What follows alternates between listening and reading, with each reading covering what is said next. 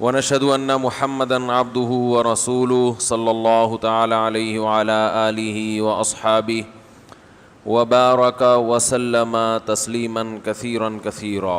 اگر اس کو بند کر دیں تو زیادہ اچھا نہیں ہے، شور بہت ہے۔ جہاں باقی لوگ پنکھے کے نیچے بیٹھے ہوئے ہیں تو تھوڑی دیر کے لیے آپ بھی اسی پنکھے کے نیچے بیٹھ جائیں۔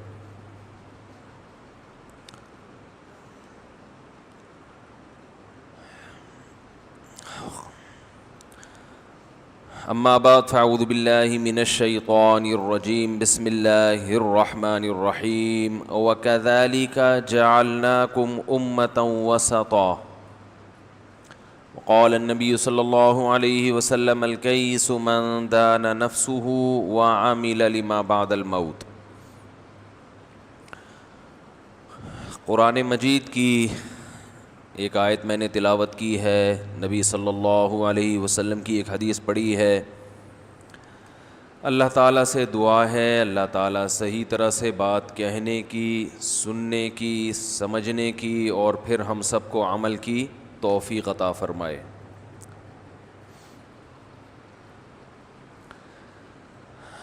اللہ تعالیٰ نے اس آیت میں اہل اسلام کی ایک کوالٹی بیان کی ہے، جو میں نے آیت تلاوت کی ہے نا۔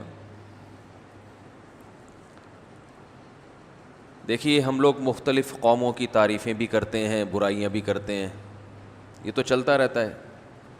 بھائی فلاں ایسے ہوتے ہیں، سامنے والا کہتا ہے نہیں ایسے نہیں ہوتے، یہ چلتا ہے نا مارکیٹ میں۔ بھائی پٹھان ایسے ہوتے ہیں، بھائی پنجاب والے ایسے ہوتے ہیں، بھائی سرائکی ایسے ہوتے ہیں، بھائی مہاجر ایسے ہوتے ہیں، بھائی انگریز ایسے ہوتے ہیں، بھائی کالے ایسے ہوتے ہیں، بھائی بلوچی ایسے ہوتے ہیں، بھائی گورے ایسے ہوتے ہیں، کہتے ہیں نا۔ یہ ہوتا ہے لوگوں میں گپ شپ جب ہوتی ہے، بھائی جیپنیز ایسے ہوتے ہیں، بھائی ایرانی ایسے ہوتے ہیں، کہتے ہیں نا لوگ۔ بھائی عربی ایسے ہوتے ہیں، بھائی سعودی ایسے ہوتے ہیں، ارے سارے سعودی ایسے نہیں ہوتے، کہتے ہیں نا۔ تو اللہ نے بھی قرآن میں بعض قوموں کی تعریفیں کی، بعض قوموں کی برائیاں بیان کی۔ تو امت مسلمہ کو اللہ نے کمپیئر کیا ہے، مقابلہ کروایا ہے دوسری تمام قوموں سے، کہ مسلم ایسے ہوتے ہیں، جو غیر مسلم ہیں وہ ایسے، بولو نا کیا ہو گیا، نہیں ہوتے۔ سمجھ رہے؟ فرمایا وَكَذَلِكَ جَعَلْنَاكُمْ أُمَّةً وَسَطًا۔ خوب اچھی طرح سمجھنا آج کا بیان، بہت اچھی طرح سے، اللہ کرے سمجھ میں آ جائے۔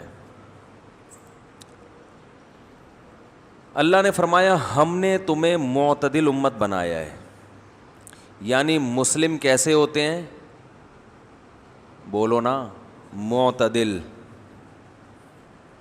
ایسا نہیں کہ یا تو ادھر بہت جھک گئے یا ہر بات میں بیلنس، توازن، تمیز، جس کو ہم عرف میں کیا کہتے ہیں، مبالغہ آرائی نہیں ہے کہ ادھر کو چلے گئے یا بولو بھائی ادھر کو۔ جب ان سے کہا جائے بولو تو بولتے بھی ہیں، یہ بھی بیلنس میں آتا ہے نا۔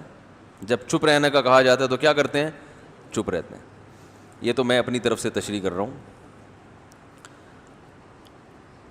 تو یہ اس امت کی ایک بہت بڑی کوالٹی ہے کہ یہ امت ہے معتدل۔ معتدل لفظ اردو کا ذرا گاڑا لفظ ہے، بیلنسڈ، ای ڈی بھی لگا دیں آخر میں۔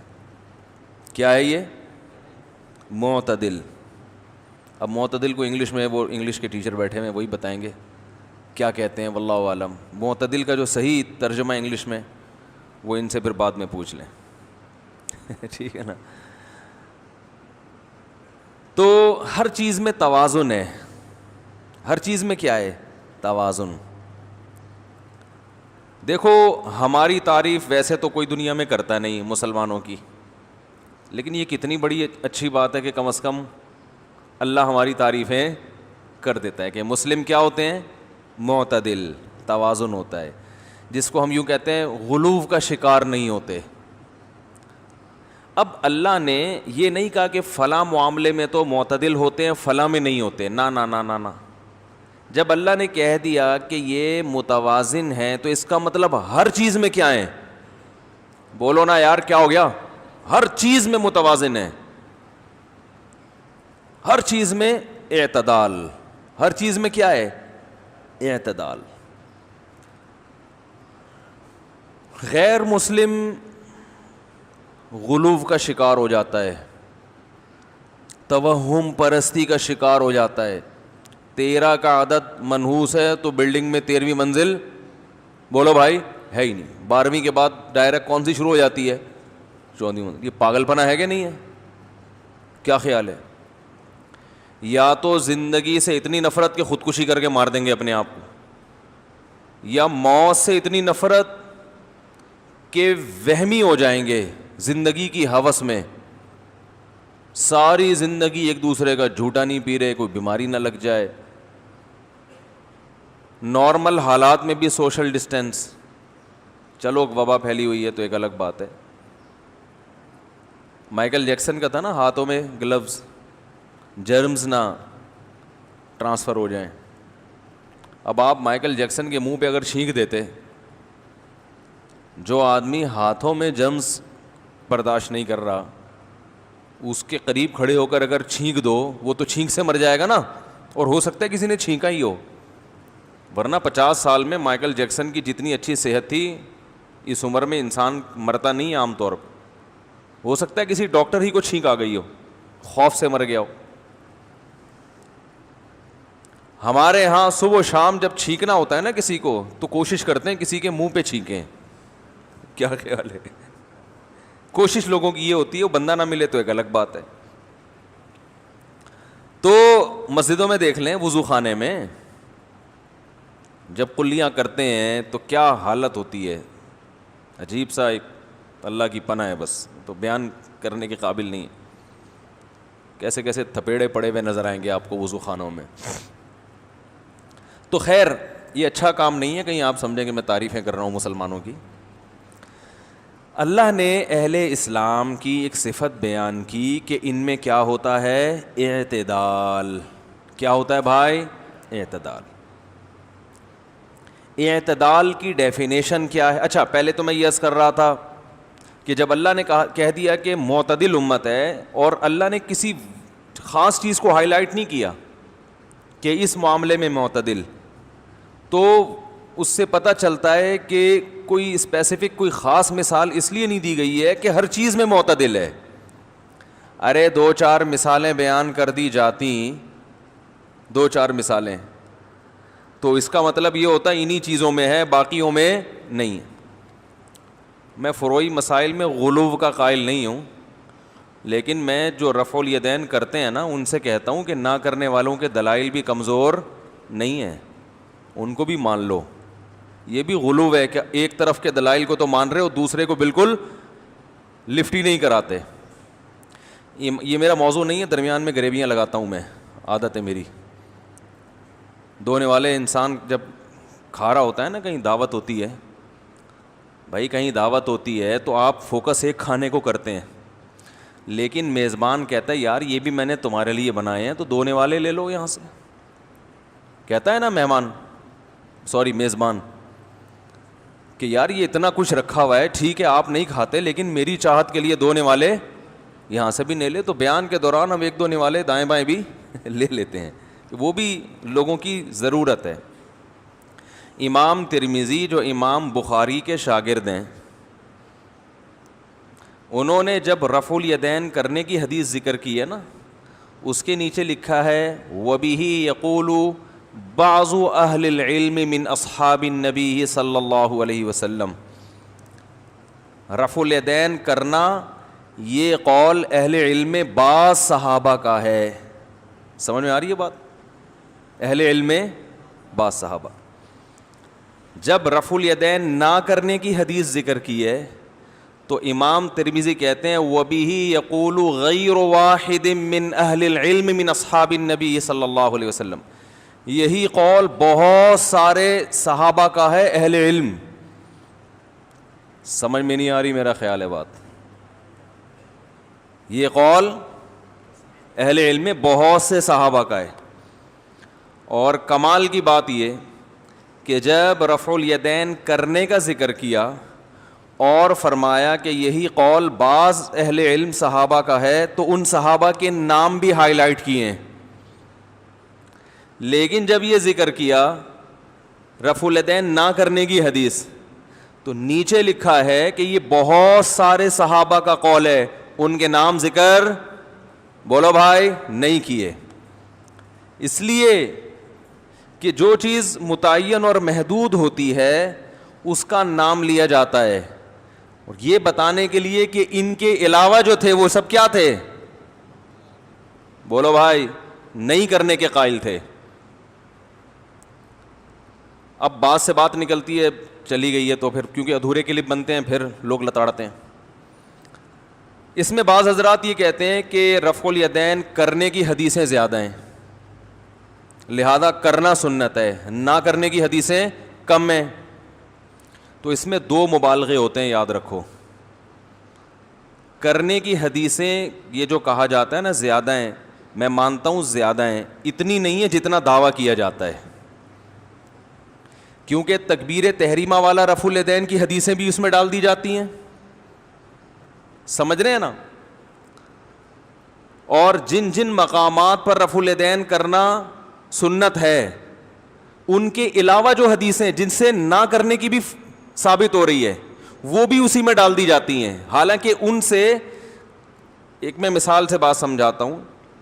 بخاری میں ایسی حدیث بھی ہے کہ رکوع میں جاتے ہوئے کیا, رکوع سے اٹھتے ہوئے نہیں کیا. اب یہ حنفیہ کی دلیل ہے کہ نبی نے رفع الیدین آہستہ آہستہ ترک کیا ہے.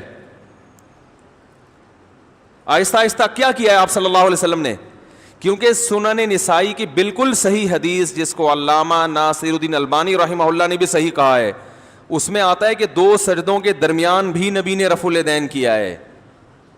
امام ابو حنیفہ کا دعویٰ ہے کہ نبی صلی اللہ علیہ وسلم نے رفع الیدین کرتے تھے مگر آخر عمر میں ترک کیا ہے. کیونکہ ہمیں جو رفع الیدین کی حدیثیں ملتی ہیں ان میں یہ بھی ملتا ہے کہ 2 سجدوں کے درمیان کیا, جس کو سب مانتے ہیں کہ وہ آپ نے بولو بھائی چھوڑ دیا. یہ بھی حدیث ملتی ہے کہ سلام کے وقت بھی رفع الیدین تھا, لیکن وہ بھی نبی صلی اللہ علیہ وسلم نے چھوڑ دیا. صحیح مسلم کی حدیث ہے کہ صحابہ کرام سلام کے وقت رفع الیدین کر رہے تھے. آپ صلی اللہ علیہ وسلم نے فرمایا مالی اراکم رافعی ایدیکم کأنہا اذناب خیل شمس اسکنوا فی الصلاۃ. میں تمہیں دیکھتا ہوں کہ سرکش گھوڑوں کی دموں کی طرح تم ہاتھ ہلا رہے ہو, یہ کیا کر رہے ہو, نماز میں سکون پیدا کرو.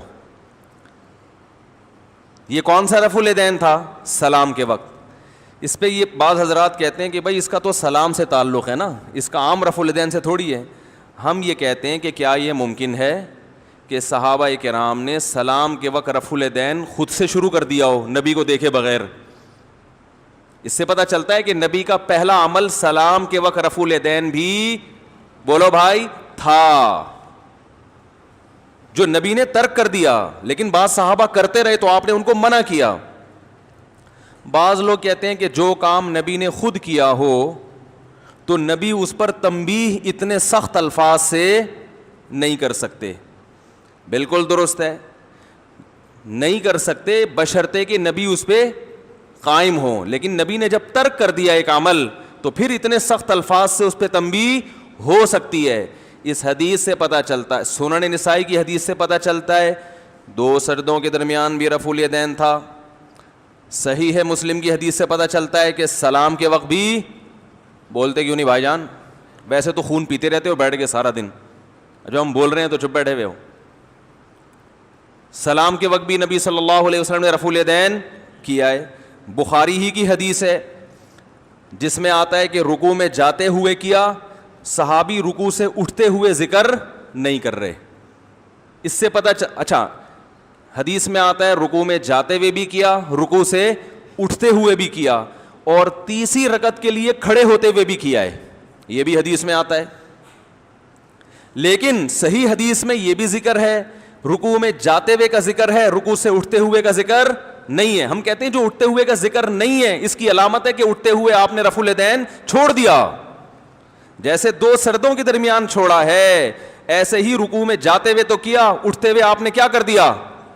بولو بھائی, چھوڑ دیا ہے رفع الیدین. بعض حضرات یہ کہتے ہیں کہ جس حدیث میں یہ آتا ہے کہ رکوع میں جاتے ہوئے رفع الیدین کیا, اٹھتے ہوئے نہیں کیا, تو اس میں یہ تو نہیں لکھا ہوا کہ نہیں کیا, ہو سکتا ہے کیا ہو, صحابی نے بیان بولو بھائی نہ کیا ہو.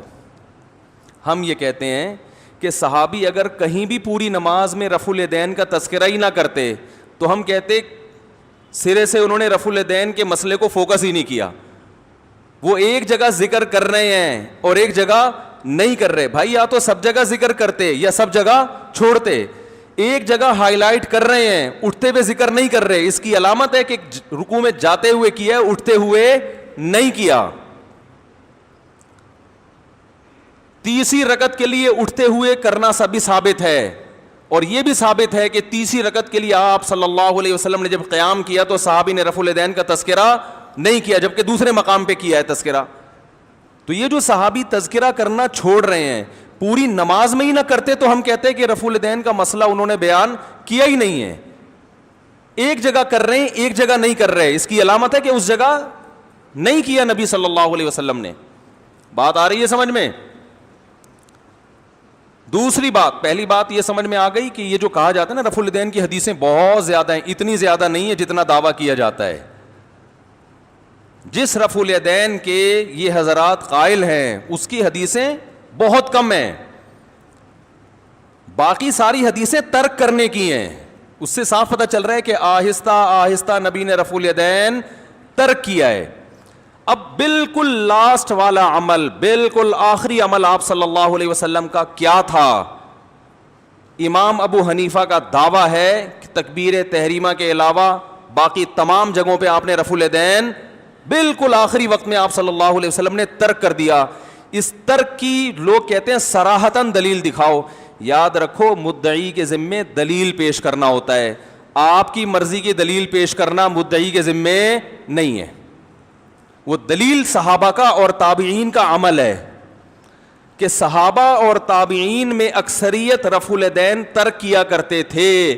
اگر نبی کی آخری نماز رفع الیدین والی ہوتی تو یہ صحابہ اور تابعین کی اکثریت وہ رفع الیدین کرنے والی ہوتی, نہ کرنے والی نہ ہوتی. دوسرا, ہم جن صحابہ کے بارے میں دیکھتے ہیں کہ رفع الیدین کرنے کے بھی قائل تھے وہ ان سے ترک بھی منقول ہے. عبداللہ ابن عمر رضی اللہ تعالی عنہ رفع الیدین نہ کرنے والوں کو کنکری مارتے تھے, لیکن آپ سے رفع الیدین نہ کرنا بھی ثابت. بعض حضرات یہ کہتے ہیں یہ نہ کرنا اس لیے تھا عبداللہ بن عمر کا کہ بیان جواز کے لیے, کہ یہ بھی جائز ہے, فرض نہیں ہے. ہم کہتے ہیں کہ عبداللہ بن عمر کی رائے تبدیل ہوئی ہے, کیونکہ اگر بیان جواز کے لیے رفع الیدین ترک کرتے تو ابتدا میں نہ کرنے والوں کو کنکریاں بولتے کیوں نہیں بھائی, نہیں مارتے. ایک طرف تو کنکری مار رہے ہیں جو رفع الیدین نہیں کر رہے, اور پھر خود ایسی نماز پڑھ رہے ہیں جو رفع الیدین کے بغیر ہے. تو اس کا مطلب آپ کی رائے کیا ہوئی ہے, چینج ہوئی ہے. انس ابن مالک رضی اللہ تعالی عنہ سردوں کے درمیان بھی رفع الیدین کیا کرتے تھے, بعض صحابہ سے یہ ثابت ہے. ہم کہتے ہیں انہوں نے نبی صلی اللہ علیہ وسلم کی وہ نماز فالو کی جس میں ہر مقام پہ کیا ہو رہا ہے, رفع الیدین ہو رہا ہے, لیکن آپ اس کو نہیں لے رہے. تو دو بہت مضبوط دلیل ہیں امام ابو حنیفہ کی جس سے پتہ چلتا ہے کہ رسول اللہ صلی اللہ علیہ وسلم کی لاسٹ کی جو آخری نماز تھی وہ تکبیر تحریمہ کے علاوہ آپ نے رفع الیدین ترک کر دیا تھا. ایک زبردست دلیل امام مالک رحمہ اللہ تعالی کا قول جو تبع تابعی ہیں, وہ فرماتے ہیں صحیح سند سے ثابت ہے یہ قول کہ میں نے اہل مدینہ میں کسی کو رفع الیدین کرتا ہوا نہیں پایا. آج لوگ مکہ مدینہ کے حوالے دیتے ہیں نا کہ حرم میں مدینہ میں بھی رفع الیدین ہوتا ہے, مکہ میں بھی ہوتا ہے. ہم کہتے ہیں کہ مدینہ اگر لینا ہے تو امام مالک کے دور کا مدینہ وہ آج کے مدینے سے زیادہ بہتر ہے. امام مالک رحمہ اللہ تعالیٰ کہتے ہیں کہ میں نے اہل مدینہ کو رفع الیدین کرتے ہوئے نہیں دیکھا. اہل مدینہ نے نبی صلی اللہ علیہ وسلم کی سب سے آخری نماز کو, بولو بھائی, فالو کیا ہے. سمجھ میں آ رہی ہے کہ نہیں آ رہی ہے؟ سب سے آخری نماز اہل مدینہ نے. اسی وجہ سے امام مالک کے دونوں قول ملتے ہیں, کرنے کا بھی اور نہ کرنے کا بھی. دونوں قول ہیں امام مالک سے منقول. میں بھی اس کی بحث میں نہیں جاؤں گا کہ راجح قول کیا ہے, بڑی لمبی چوڑی بحث ہے, لیکن اتنی گواہی تو مل گئی. اور یہ آج کا مدینہ نہیں, تابعین تبع تابعین کا دور ہے. تو یہ ساروں نے کیوں چھوڑ دیا بھائی؟ ہے بھائی, ان کے سامنے یہ حدیثیں نہیں تھیں؟ تو عمل سے بھی پتہ چلتا ہے. اسی طرح دوسرا علم کا بڑا مرکز تھا کوفہ, جہاں حضرت علی رضی اللہ تعالی عنہ ہجرت کر کے گئے تھے, اور وہ دار الخلافہ بنا تھا, کیپٹل بنا تھا مسلمانوں کی خلافت کا. حضرت علی اور عبداللہ ابن مسعود رضی اللہ تعالی عنہ کا مقام علم میں باقی صحابہ سے صرف زیادہ نہیں بلکہ بہت زیادہ ہے. سمجھ میں آ رہی ہے بات کہ نہیں آ رہی ہے؟ فوراً لوگ کہتے ہیں تمہارا دین کوفہ سے آیا ہے اور ہمارا مکہ مدینہ سے آیا ہے. یہ اس قسم کے تانے بھی لوگ دیتے ہیں. آئیے ہم آپ کو بتاتے ہیں کہ کوفہ سے کتنا دین آیا ہے. صرف ہمارا نہیں آیا, آپ کا دین بھی کہاں سے آیا ہے؟ کوفہ سے آیا ہے. امام مسلم رحمہ اللہ تعالیٰ نے ایک حدیث ذکر کی ہے, اس کے نیچے علامہ نووی رحمہ اللہ تعالیٰ نے یہ تبصرہ کیا ہے کہ اس حدیث کے سارے راوی حجاز کے ہیں. ایسا بہت کم ہوتا ہے. فرمایا ایسا تو بہت ہوتا ہے کہ حدیث کے سارے راوی کہاں کے ہوں؟ کوفہ کے. لیکن ایسا بہت کم ہوتا ہے کہ حدیث کے سارے راوی کہاں کے ہوں؟ مکہ مدینہ کے. تو علم حدیث کہاں سے آیا؟ بولتے کیوں نہیں بھائی جان؟ کوفہ سے. تین علم ہیں, قرآن, حدیث اور فقہ. قرآن تو قرآن ہے, حدیث حدیث ہے. فقہ کا مطلب قرآن و حدیث سے جو مسائل نکالے جاتے ہیں, اس کو فقہ کہا جاتا ہے. قرآن کہاں سے آیا؟ یہ جو ہم قرات کر رہے ہیں نا, 7 متواتر قراتیں ہیں نا, سب سے مشہور قرات بروایت حفص عن عاصم ہے, اور یہ کہاں کے تھے؟ کوفہ کے. قرآن جو سب سے زیادہ پوری دنیا میں مشہور ہوا وہ کہاں کا ہے؟ کوفہ کا ہے. نہیں آ رہی بات؟ اس کے بعد حدیث. حدیث کی سندوں میں جو راوی ہیں, باقی راویوں سے اگر کمپیئر کیا جائے تو سب سے زیادہ راوی کہاں کے ہیں؟ کوفہ کے ہیں. امام بخاری یہ تمام چیزوں کے ریفرنس میرے ذمے ہیں. اگر کوئی مجھ سے, میں ریفرنس اس وقت دوں گا جب کوئی انکار کرے ان میں سے کسی چیز کا. آئی بات سمجھ میں؟ کوئی کہے کہ مفتی صاحب نے ممبر پہ بیٹھ کے غلط بیانی سے کام لیا ہے, میں پھر ریفرنس دوں گا آپ کو, وہ کلپ بنائے پہلے. تو امام بخاری رحمہ اللہ تعالیٰ کہتے ہیں کہ میں علم حدیث کے لیے اتنی دفعہ مکہ گیا, اتنی دفعہ مدینہ گیا, اتنی دفعہ دمشق گیا, اتنی دفعہ فلاں جگہ گیا. کوفہ کتنی دفعہ گیا؟ لا احصی, میں اسے شمار نہیں کر سکتا. تو کوفہ میں اگر علم نہیں تھا تو سب سے زیادہ امام بخاری کو علم حدیث کے لیے کوفہ جانے کی ضرورت کیا پیش آئی تھی؟ تو علم حدیث راوی بھی سب سے زیادہ کوفہ کے ہیں. تیسری چیز ہے فقہ. قرآن و حدیث سے جو مسائل نکالے گئے ہیں نا, اجتہاد کیا گیا ہے. علامہ ابن تیمیہ رحمہ اللہ تعالیٰ فرماتے ہیں کہ کسی صحابی کے فتاوی اور اس صحابی کے شاگردوں کے فتاوی اتنے مشہور نہیں ہوئے جتنے عبداللہ ابن مسعود اور ان کے شاگردوں کے فتاوی مشہور ہوئے. فتویٰ کسے کہتے ہیں؟ قرآن حدیث سے مسئلہ نکال کے لوگوں کو بتانا, تو فتاوی. اور عبداللہ بن مسعود کہاں کے تھے؟ بولو نا بھائی جان, کوفہ کے تھے. اور وہ بھی رفع الیدین کے قائل, بولو بھائی, نہیں تھے. انجینئر نے دعویٰ کیا ہے کہ ترمذی کی جو حدیث ہے نا, کوئی اس کو صحیح ثابت کر کے دکھا دے جس میں آتا ہے کہ عبداللہ بن مسعود رفع الیدین کے قائل نہیں تھے. انہوں نے نبی کی نماز بتائی نا, لیکن جب ثابت کرنے کے لیے بلاؤ تو محترم چیلنج کر کے پتلی گلی سے ان کے بہت سارے چیلنج ایسے ہیں جو انہوں نے کیے اور گھننے بن کے مارکیٹ سے شارٹ ہو گئے. دعویٰ کیا اور ایک دم مارکیٹ سے کیا ہو گئے, موضوع ہی چینج کر دیا. ہم لوگوں کو کہہ رہے ہیں جا کے یہ سوال پوچھو پرچی پہ. میں نے ایک صاحب سے کہا جو انجینئر صاحب کے شاگرد تھے, میں نے کہا یہ پرچی پہ سوال اس سے لکھ کے پوچھو. انہوں نے کہا پرچی وہ جو وہیں سے کمپوز ہوگی نا وہی پڑھنے کی اجازت ہے, خود سے کسی کو پرچی پڑھنے کی اجازت بولو بھائی نہیں ہے, نہ سامنے بیٹھنے کے لیے, نہ ہمارے مطلب کی پرچی نہ وہاں کوئی پڑھنے کے لیے تیار ہے کہ بھیا آپ نے چیلنج کیا ہے, اب اس کو قبول تو کرو نا, اس کا جواب تو دو. تو خیر,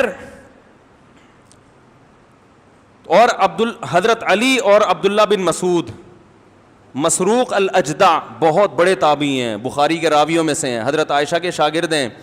یہ فرماتے ہیں کہ نبی محمد صلی اللہ علیہ وسلم کا جتنا علم اللہ نے 6 صحابہ کو دیا, اتنا کسی اور کو نہیں دیا, جن میں خلفائے راشدین اور عبداللہ بن مسعود اور معاذ بن جبل تھے یا جابر بن عبداللہ تھے, ان دونوں میں سے کسی ایک کے نام میں ڈاؤٹ ہو رہا ہے مجھے. فرمایا ان 6 کے علوم کو اللہ نے بند کیا ہے علی اور ابن مسعود رضی اللہ عنہما, کیونکہ حضرت علی نے 4 خلفاء کا زمانہ پایا, بچپن میں اسلام قبول کیا, تو کم عمری میں انسان کو سیکھنے کا موقع بولو بھائی زیادہ ملتا ہے. اور عبداللہ بن مسعود بھی بچپن میں ہی یعنی بہت کم عمری میں مسلمان ہوئے, تو ان دونوں اصحاب کو علم سیکھنے کا موقع دوسرے صحابہ سے زیادہ ملا. اور مصنف ابن ابی شیبہ کی روایت ہے, کان اصحاب علی وابن مسعود لا يرفعون ایدیہم, عبداللہ بن مسعود اور حضرت علی کے شاگرد نماز میں رفع الیدین بولو بھائی نہیں کرتے. میں مانتا ہوں کہ رفع الیدین کے دلائل بھی ہیں, ہم تو معتدل رائے رکھتے ہیں, ہم اس معاملے میں اہل حدیث کو گمراہ نہیں کہتے, لیکن آپ اگر یہ سمجھتے ہو کہ امام ابو حنیفہ رحمہ اللہ تعالی یا جو ہزاروں بڑے بڑے فقہا اور یہ جو صحابہ, یہ آپ ان سے زیادہ علم حدیث جانتے ہو اور پھر اپنی رائے کو آپ زبردستی تھوپنے کی کوشش کرتے ہو, تو بھائی یہ اعتدال کا راستہ نہیں ہے. یہ وہ اعتدال نہیں ہے جس کو قرآن میں بیان کیا گیا کہ یہ امت کیا ہے, معتدل. سمجھ میں نہیں آ رہی میرا خیال ہے بات. تو دلائل ہر ایک کے پاس ہوتے ہیں, اور امام ابو حنیفہ کی ویسے بھی عادت ہے کہ احادیث میں جو حدیث قرآن سے زیادہ میچ کرتی ہے وہ اس کو لیتے ہیں. قرآن میں اللہ نے حکم دیا نا قوموا للہ قانتین, اور خشوع و خضوع کا حکم دیا, تو فرماتے ہیں رفع الیدین نہ کرنا یہ خشوع و خضوع کے زیادہ قریب ہے, اس میں حرکت کم ہے.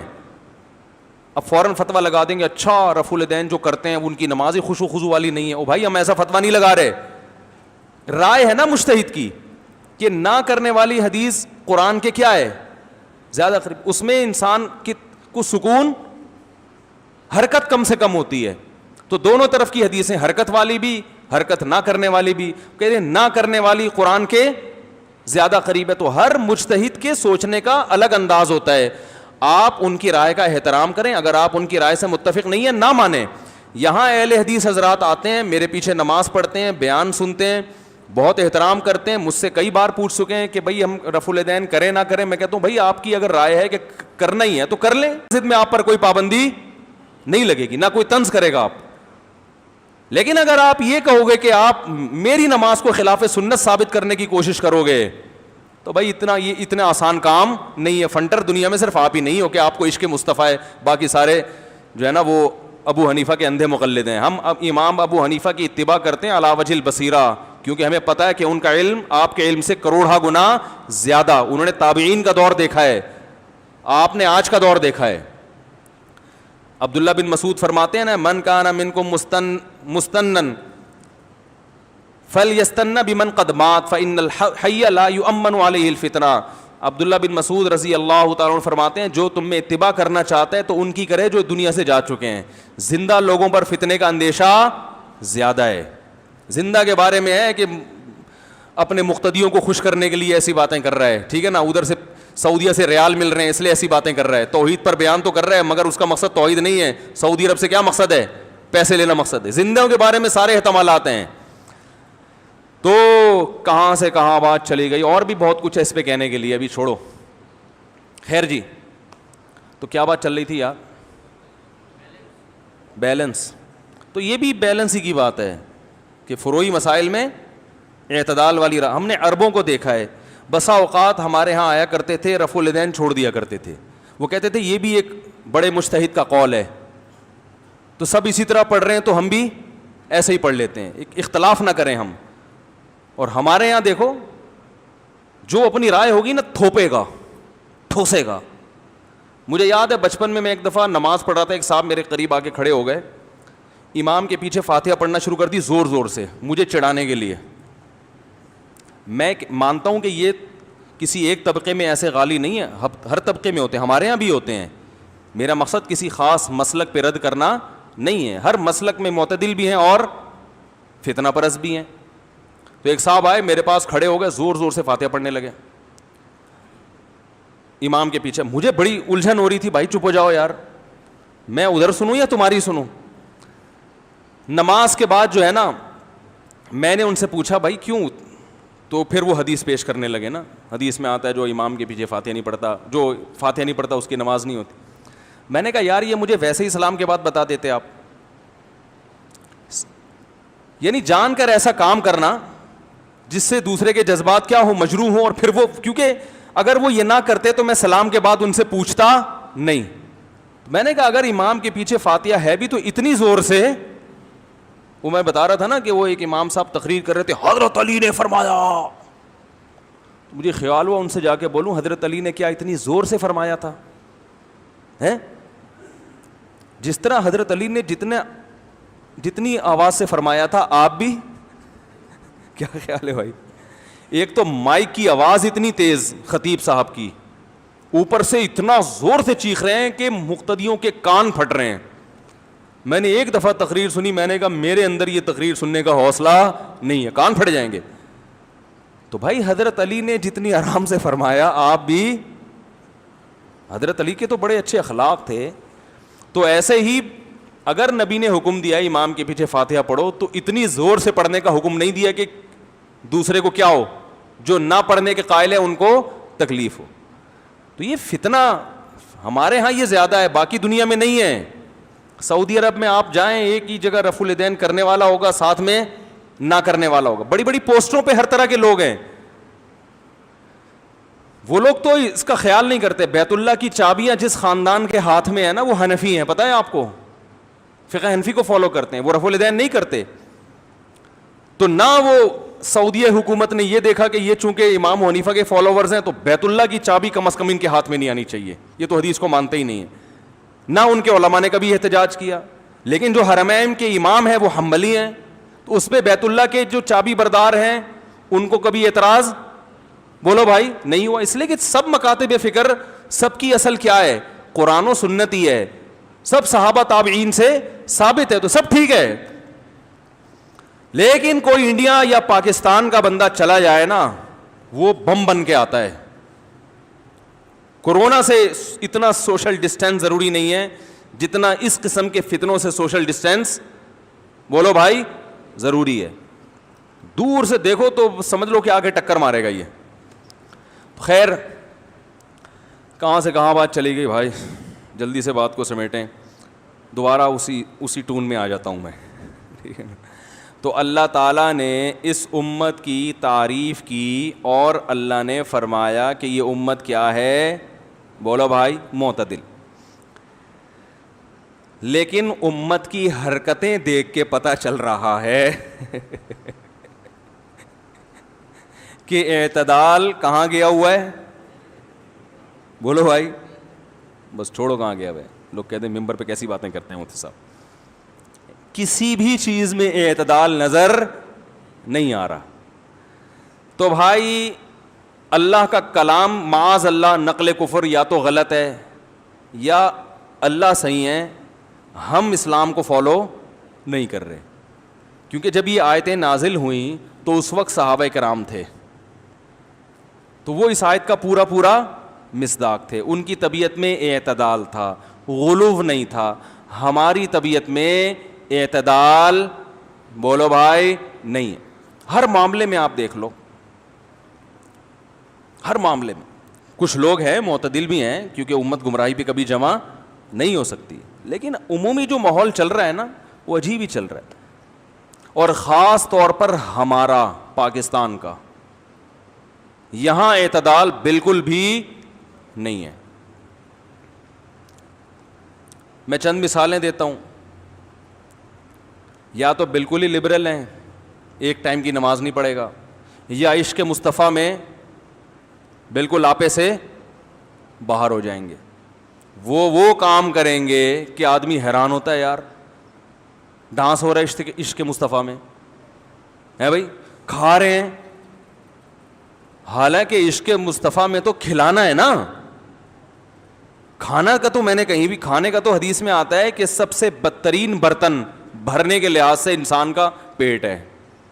نبی کو سب سے زیادہ بھری ہوئی جو چیز بری لگتی تھی وہ کیا لگتا تھا؟ پیٹ.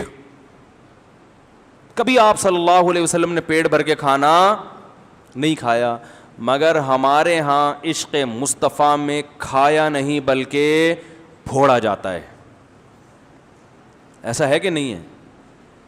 ٹھیک ہے پڑھے لکھے لوگ نہیں کرتے ہوں گے یہ کام, لیکن بہت سے کام پڑھے لکھے بھی کر رہے ہیں. بھی ایک کہیں انتقال کی خبر آئی کسی کی کہ جمعے کے دن فلاں کا انتقال ہو گیا ہے. اب کرونا میں انتقال بہت ہو رہے ہیں, ذہن میں رکھیں. ہر واٹس ایپ پہ روزانہ کوئی نہ کوئی ریلیٹیو ہے جس کی میت کی خبر آ رہی ہے. اب تو مان لو کہ یہ ہے, اب تو مان لو. اب بھی بہت سے لوگ کہہ رہے ہیں کچھ بھی نہیں ہے, ڈرامے بازی ہے, پینک پھیلایا جا رہا ہے, خوف پھیلایا جا رہا ہے. او بھائی مر رہے ہیں لوگ, مر رہے ہیں. نہیں یقین آ رہا ہسپتالوں میں جا کے دیکھو.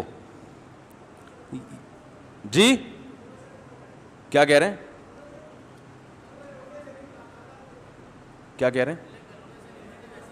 ویسے ہی مر رہے ہیں, ویسے میں بتاتا ہوں, ویسے ہی مر رہے ہیں. میں بھی بتاتا ہوں اس کا جواب, بتاتا ہوں. میں نے سوچا تھا کورونا کے ٹاپک پہ بات نہیں کروں گا, لیکن چلو دیکھیں. ہو پتہ ہے کیا رہا ہے؟ ہو یہ رہا ہے کہ جو بیمار ہوتا ہے نا اس پہ یہ وائرس جلدی اٹیک کرتا ہے. میں آپ کو کل کا واقعہ بتاؤں. ہمارے ایک دوست ہیں جامعۃ الرشید کے استاذ ہیں, ان کے کوئی ریلیٹیو گر گئے, کولے کی ہڈی ٹوٹ گئی, ہسپتال میں ان کو لے کر گئے. ٹھیک ہے نا, ڈاکٹر نے کرونا کا ٹیسٹ بتا دیا پازیٹیو ہے اور ان کا انتقال ہو گیا. ایک طوفان کھڑا ہو گیا, صحیح ہے نا, کہ یار یہ تو کولے کی ہڈی ٹوٹی ہے, اس کا کرونا سے کیا تعلق, اور اتنی جلدی مرنا بھی ان کا نہیں بنتا. کولے کی ہڈی سے اتنی جلدی تھوڑی مر جاتا ہے آدمی. کیا ہوا ہے کہ ڈاکٹروں کو پیسے دے کے یا فری میں یا گن پوائنٹ پہ یہ لکھوایا گیا کہ اس رپورٹ کو نیگیٹو کرو, اور میت لے کے بولو بھائی گھر آ گئے. کل میری بات ہوئی جن کے چچا تھے نا سگے, بھتیجے سے میری ڈائریکٹ کل بات ہوئی. میں نے کہا اصل کہانی کیا ہے؟ انہوں نے کہا دنیا کو یہی بتایا ہے کہ کرونا نہیں تھا, حقیقت میں کیا تھا؟ کرونا تھا. انہوں نے کہا کہ جو رپورٹ پازیٹیو آئی ہے تو ہو یہ رہا تھا کہ جب رپورٹ پازیٹیو ہوتی ہے تو ڈاکٹر میت نہیں دیتے. میت نہ دینے کی وجہ سے لواحقین پھر ڈاکٹروں پہ مسلط ہو کے اس پازیٹیو کو کیا کروا دیتے ہیں؟ نیگیٹو. ایسے 2 کیس میرے سامنے آ چکے ہیں. میں ابھی آپ کو بتاؤں, مشاہدے پر مبنی حقیقت بتا رہا ہوں, میں واٹس ایپ کی رپورٹیں نہیں بتا رہا میں. اب سوال یہ پیدا ہوتا ہے, اچھا رشتہ داروں کو بھی یہ بتایا کہ کرونا نہیں تھا, ورنہ جنازے میں نہیں آتے لوگ, وہ ڈر رہے ہوتے ہیں کہ یار یہ ہمیں نہ لگ جائے. اب سوال یہ پیدا ہوتا ہے کہ گئے تو صحیح تھے اور اتنی جلدی جنازہ کیسے ہو گیا؟ اس پہ لوگ یہ کہہ رہے ہیں ڈاکٹر زہر کے انجیکشن لگا رہے ہیں. میرے بھائی ہمارے ڈاکٹر میں مانتا ہوں اتنے نیک نہیں ہیں, لیکن اتنے برے بھی نہیں ہیں کہ اچھے بھلے آدمی کو زہر کے انجیکشن دے کے مارے ہیں. اتنا بھی نیگیٹو سوچ نہ رکھیں. ہو یہ رہا ہے کہ کولے کی ہڈی ٹوٹی ہے, کرونا پازیٹیو پہلے سے تھا, کیونکہ بہت سے لوگوں میں علامت ظاہر نہیں ہوتی, اتفاق سے ہاسپٹل چلے گئے تو وہ کرونا کیا آ گیا رپورٹ میں. اب لوگ ڈاکٹر سے لڑ رہے ہیں کہ یار کولے کی ہڈی کا کرونا سے کیا تعلق ہے؟ او بھائی کولے کی ہڈی کا نہیں ہے, یہ ہڈی ٹوٹنے سے پہلے سے تھا ان کو کرونا, اور اب چونکہ بیمار ہو گئے, ریزسٹنٹ پاور بالکل ختم ہو گئی ہے, تو بہت جلدی ان کی موت واقع ہو گئی. یہ سب باتیں ڈاکٹروں کی فیلڈ ہے. عوام بلا وجہ ڈاکٹروں سے الجھ کے نہ, دیکھو اتنا ڈاکٹروں کو ٹینشن دی جا رہی ہے کہ اس بات کا ڈر ہے کہ یہ پہلے تو یہ ایک ڈاکٹر نے مجھے فون کیا, دیندار ڈاکٹر, کہہ رہے ہیں پہلے تو لوگ کچھ تھوڑی بہت کلیپنگ کر دیتے تھے ہمارے لیے کہ یار ڈاکٹروں کا دل گردہ ہے کہ ہسپتال میں وہ مریضوں کا علاج کر رہے ہیں, اپنی جان کو خطرے میں ڈالا ہے. اب تو کوئی کلیپنگ کرنے والا بھی نہیں, اب سب گالیاں دے رہے ہیں. یہی حالات اگر ملک میں رہے نا, یہ ڈاکٹر ہسپتال چھوڑ کے بھاگ جائیں گے, یہ بتا دوں میں آپ کو, یہ بھاگ جائیں گے ہسپتال چھوڑ کر. تو یہ واٹس ایپ اور فیس بک کی خبروں پہ یقین نہ کریں. جب کوئی ایسا ہوتا ہے نا, کوئی کہہ کہ ڈاکٹر نے پازیٹیو ڈالا ہے, آپ اس ڈاکٹر سے رابطہ کریں, یار اصل کہانی بتاؤ ہے کیا. وہ ڈاکٹر آپ کو بتائے گا کہ بھائی اصل کہانی ہے کیا. وہ جو پیشنٹ گیا نا, ایک صاحب کہہ رہے ہیں میں اپنے مریض کو لے کر گیا تھا, بالکل صحیح تھا, 1 گھنٹے میں انتقال ہو گیا. بالکل صحیح تھا تو لے کر گئے کیوں تھے آپ ڈاکٹر ہسپتال؟ اس کو اتنی سینس نہیں ہے, گولے گھنٹے کھانے گیا تھا وہ ہاسپٹل اگر بالکل صحیح تھا. ہو یہ رہا ہے کہ پیشنٹ بعض دفعہ بالکل صحیح ہوتا ہے, لیکن 1-2 گھنٹے کے اندر موتیں واقع ہو رہی ہیں. ہمارے بعض ریلیٹو ایسے ہیں جنہوں نے ویڈیو بیان ریکارڈ کروایا کہ مجھے کورونا ہے اور آپ لوگ احتیاط کریں, اب میں الحمدللہ ٹھیک ہو گیا, 2 گھنٹے میں ان کی ڈیتھ واقع ہو, انتقال ہو گیا. اب اس قسم کی باتیں کرو تو لوگ کہتے ہیں پینک پھیلا رہے ہیں, ڈرا رہے ہیں لوگوں کو, خوف پھیلا رہے ہیں. بھائی حقیقت بیان کی جا رہی ہے, اور یہ بیان کیا جا رہا ہے کہ آپ تھوڑی سی کیا کر لیں, بولو بھائی, احتیاط کر لیں بس. اب اس کے لیے تھوڑا سا ڈرانا تو ضروری ہے نا, بغیر ڈرائے تھوڑی کوئی احتیاط کرے گا. اب میں کہوں کچھ بھی نہیں ہے بھائی, مر جائیں گے نا, یہی ہوگا نا, مر جائیں گے تو کیا ہوگا, جنازہ نہیں ملے گا نا, کوئی بات نہیں, وہ بھی مسلمان ہیں ہسپتال میں, عیدی سینٹر والے بھی مسلمان, غسل کفن دے کے دفنا دیں گے, قبر پہ جا کے فاتحہ پڑھ لینا, کیا ہوگا, یہی ہوگا نا. تو آپ ڈریں گے تو بالکل بھی نہیں, آپ کہیں گے یار مر جائیں گے زیادہ سے زیادہ.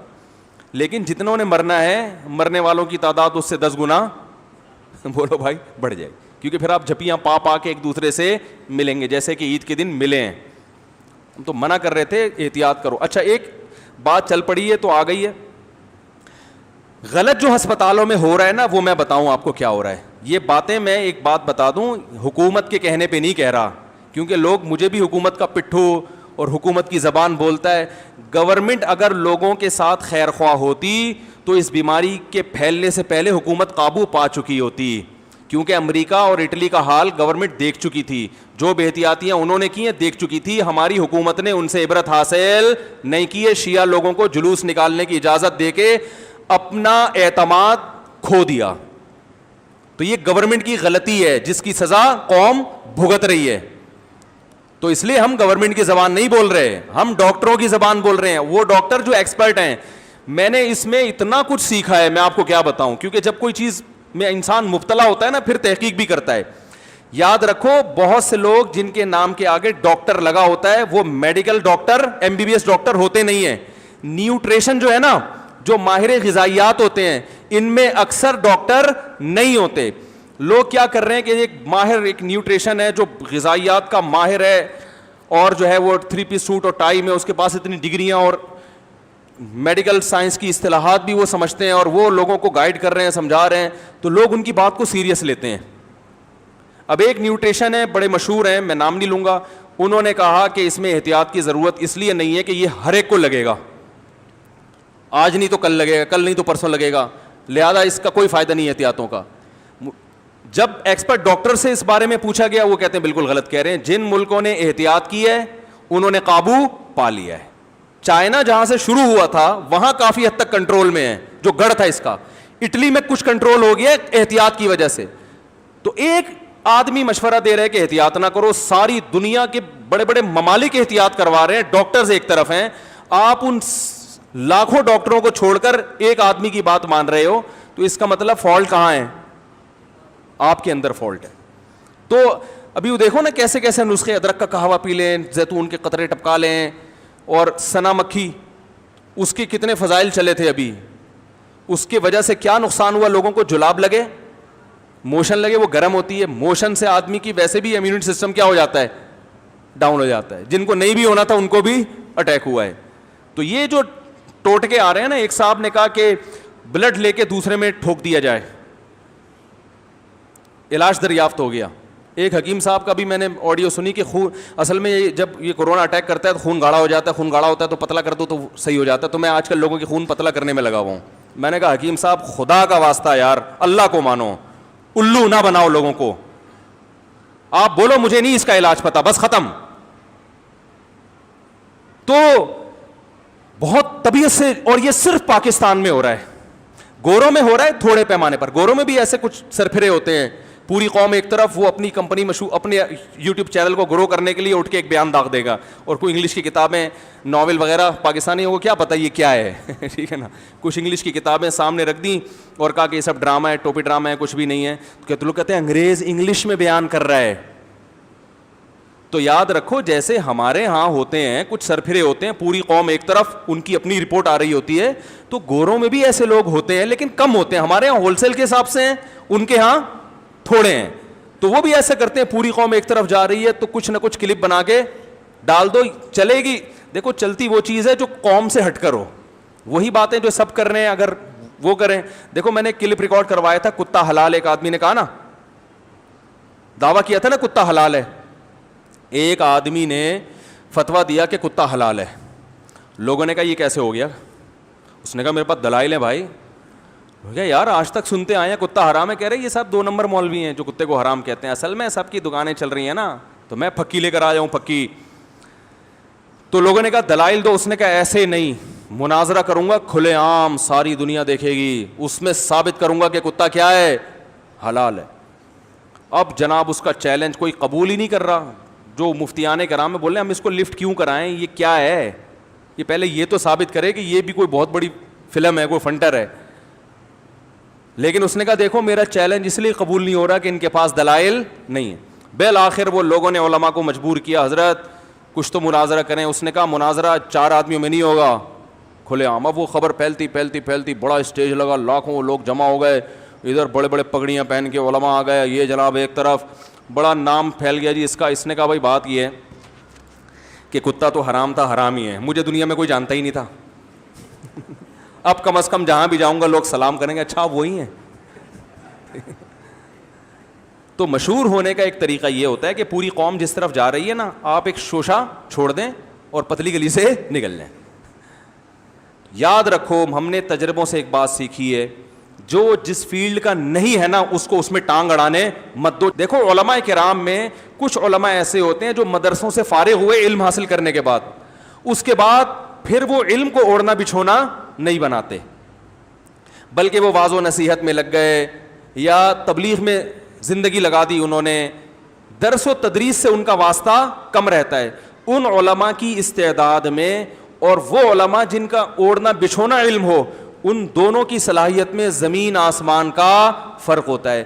حضرت مفتی تقی عثمانی صاحب جو اتنے بڑے علامے ہیں, وجہ اس کی یہ ہے کہ جب وہ عالم بنے تو اس کے بعد سے اب تک پوری زندگی ان کا کام ہی کیا ہے, فتویٰ, تحقیق, درس, تدریس, تفسیر.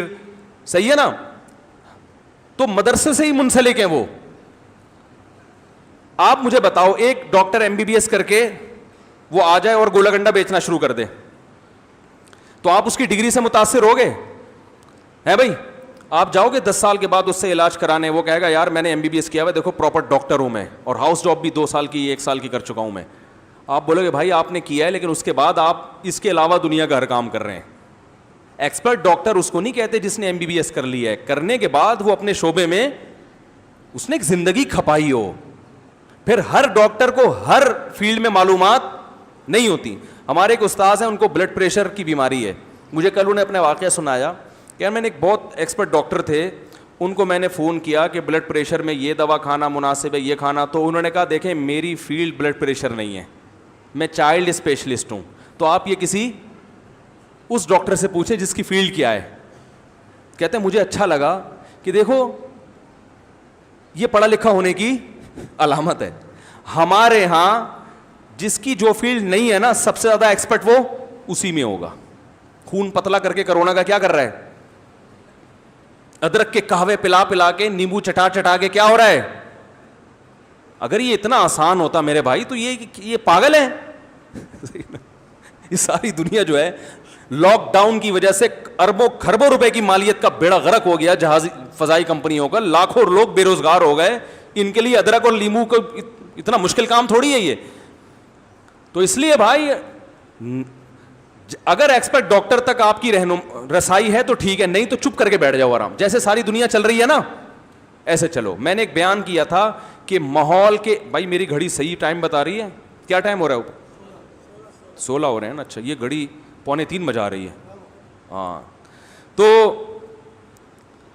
ایک اصول یاد رکھو, ساری دنیا جو کہہ رہی ہوتی ہے نا, یا ماحول جو آپ کو بتا رہا ہے, جب تک ماحول کے غلط ہونے کی 100% دلیل آپ کے پاس نہ ہو, ماحول کے خلاف نہیں چلنا چاہیے. لوگ کہتے ہیں نا جہاں دنیا جا رہی ہے اس کے اگینسٹ چلو. نا نا نا نا, جہاں دنیا جا رہی ہے وہیں چلو تم بھی. ہاں جہاں دنیا جا رہی ہے اس دنیا کے غلط ہونے کے 100% دلائل اگر آپ کے پاس آ جائیں پھر ادھر نہ جاؤ. بلا وجہ ماحول سے ٹکر لینا یہ اچھا کام, بولتے کیوں نہیں. ماحول یہ چل رہا ہے کہ دولہا شیروانی پہنتا ہے, ماحول چل رہا ہے نا. دولہا عام طور پہ پگڑی بھی پہنتے ہیں یا 3 پیس سوٹ پہن لیتے ہیں, ماحول یہ چل رہا ہے. ساری دنیا, انگریز بھی کرتے ہیں, جب بھی دولہا بنتے ہیں تھوڑے سے تو نہا دھو کے آ جائیں گے نا وہ بھی. تو آپ نے کیا کیا, ماحول جس طرف جا رہا ہے میں ماحول کے اگینسٹ چلوں گا. یہ کیا سارے ہی شیروانی, میں دھوتی بنیان میں آؤں گا. آ جاؤ آپ دھوتی بنیان میں. اب کوئی آپ سے کہے کہ یار یہ آپ کو کوئی کہاں حدیث میں لکھا ہے کہ جی شیروانی ہی پہننی ہے, میں ماحول کو نہیں, ساری دنیا اگر ایک کام کر رہی ہے تو میں بھی وہی کام کروں, پھر دنیا میں اور مجھ میں فرق کیا ہو گیا. بے وقوف کہیں گے کہ نہیں کہیں گے؟ او بھائی جان ساری دنیا ایک کام کر رہی ہے, کلچر کا حصہ ہے, یہ غلط تھوڑی کر رہی ہے. آپ یا تو دلائل سے ثابت کریں کہ غلط کر رہی ہے. اس لیے مجھے عامر لیاقت کے کرتوں پہ کبھی اعتراض, بولو بھائی, نہیں ہوا. لوگ بڑا اعتراض کرتے ہیں ہر بیان میں نیا کرتا ہوتا ہے. بھائی کوئی بات نہیں, کرتا ہے تو پہننے دو یار. تو جو ماحول چل رہا ہے نا, ماحول یہ چل رہا ہے کہ سب نے اپنے بچوں کو کیا پڑھانا ہے, اسکول بھیجنا ہے کہ نہیں بھیجنا. آپ فنٹر اٹھے, آپ نے کہا میں اسکول نہیں بھیجوں گا کیونکہ اسکول میں یہ ہوتا ہے, اسکول میں یہ ہوتا ہے. بچہ باغی ہو جائے گا بڑے ہو کر, بولے گا سب بچے اسکول جا رہے ہیں, میرے ابا مجھے کوئی نہیں بھیج رہے ہیں. ہاں یا تو آپ کے پاس اس کا آلٹرنیٹ ہو, ہوم اسکولنگ کا اتنا خاندانی نظام ہو کہ صاف فرق پتہ چل جائے کہ یار یہ اسکول جانے والے بچوں سے زیادہ ترقی. جب تک اتنا مضبوط آلٹرنیٹ نہیں ہے تو جو کام ساری دنیا کر رہی ہے نا تمیز سے, بولو بھائی وہی کام کرو. ہاں یہ ضرور ہے کہ برے اسکول میں نہیں لے کے جاؤ, اچھے اسکول میں لے کے جاؤ. ماحول بہت ساری چیزوں میں جو ہے نا, جو کیونکہ دنیا ساری بلا وجہ غلط نہیں ہوتی بھائی. تو ساری دنیا میں لاک ڈاؤن چل رہا ہے اور سب ایک پلیٹ فارم پہ جمع ہیں, جو ان کی حکومتیں کہہ رہی ہیں فالو کر رہے ہیں. انڈیا میں لاک ڈاؤن سب نے ایکسیپٹ کیا اس کو, اٹلی میں سب نے ایکسیپٹ کیا, امریکہ میں وہ جو کالے کا قتل ہوا تو دھڑیاں اڑا دی انہوں نے, لیکن نارملی وہ بھی ایکسیپٹ کر رہے تھے. سوئٹزرلینڈ میں بیماری پہ قابو پا لیا اس لیے کہ انہوں نے احتیاطی تدبیر پر عمل, بولو بھائی, کیا. ان کے ہاں لاک ڈاؤن نہیں ہوا اس لیے کہ ویسے ہی انہوں نے اتنی احتیاط کر لی, سوشل ڈسٹینس, سینیٹائزر کا استعمال, تمیز سے زندگی گزار رہے ہیں, وہاں کوئی بڑی تباہی نہیں آئی. پاکستانی قوم دنیا میں واحد قوم ہے جسے کسی بات کو سمجھانا اونٹ کو رکشے میں بٹھانے سے زیادہ مشکل ہے.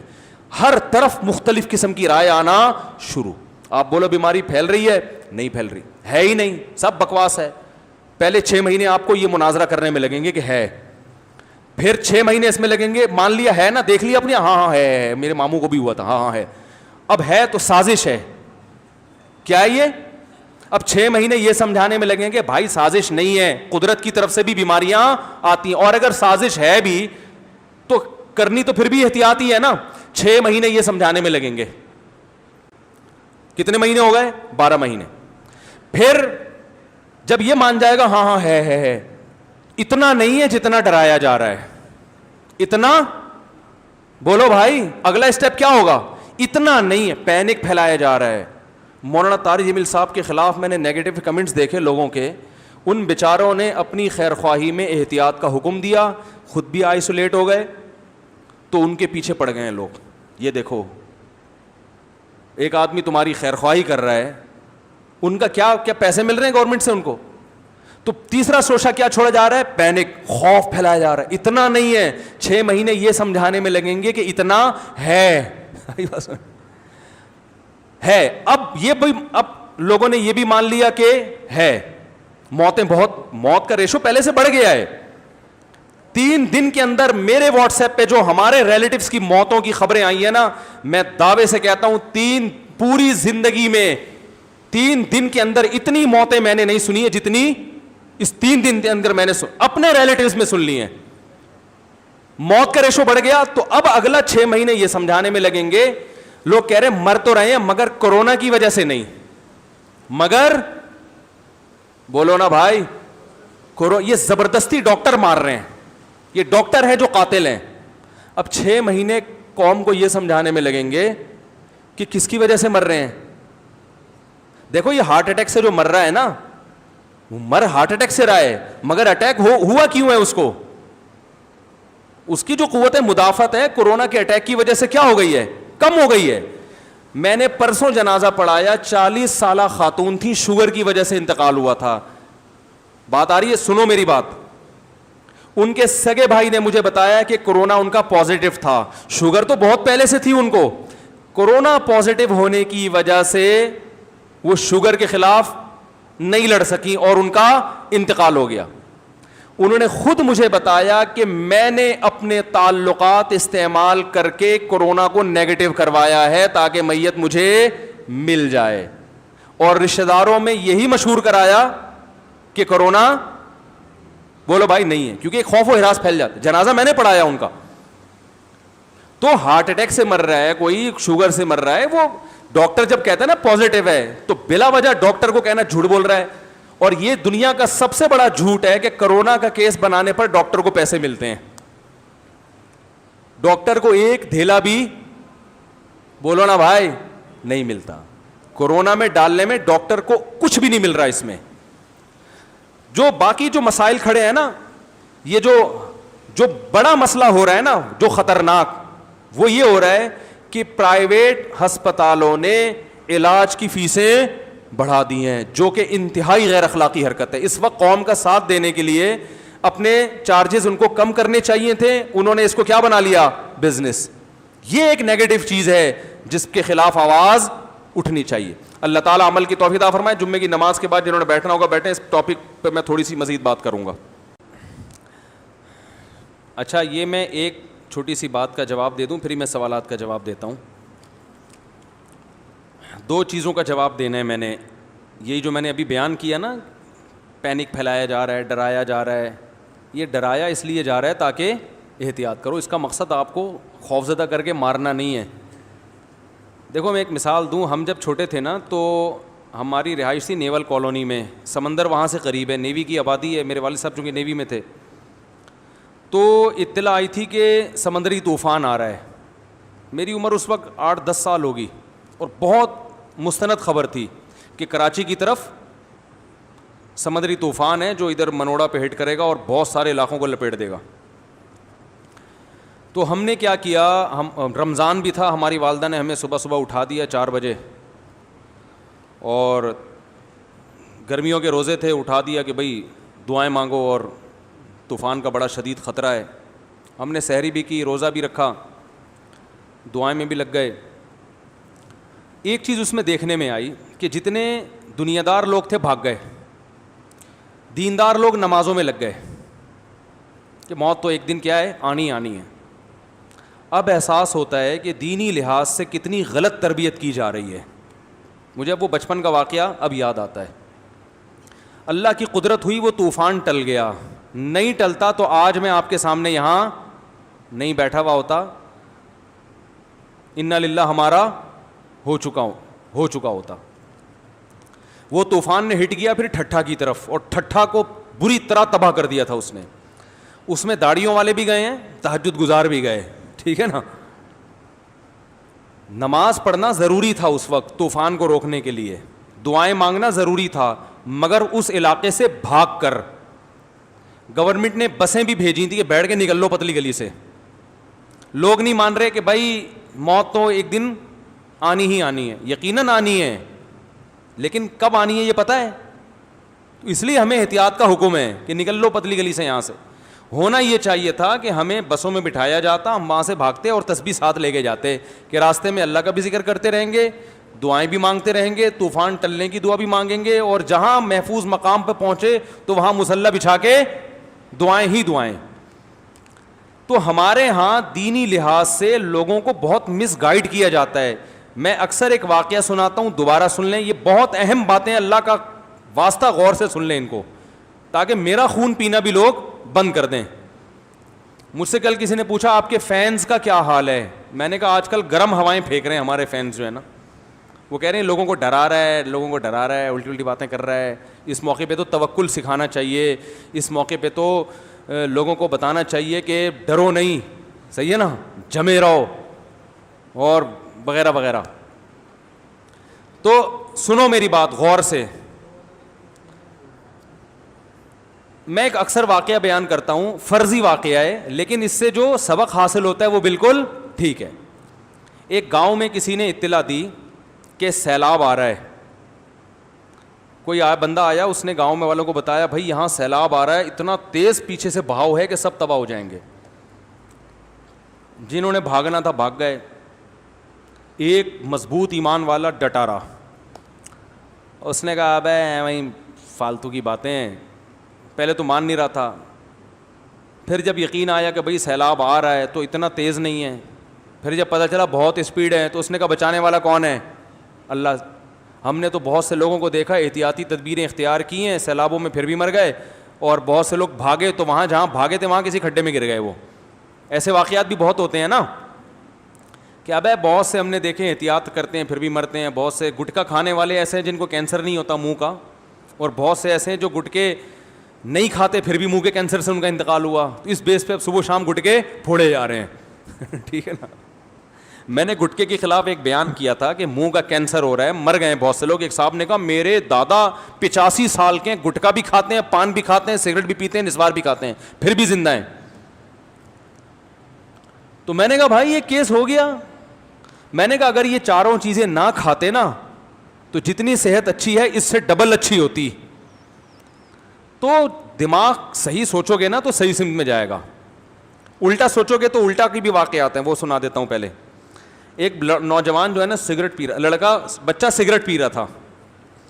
اس سے کسی نے کہا کہ دیکھو بیٹا سگریٹ پینے سے عمر کم ہو جاتی ہے.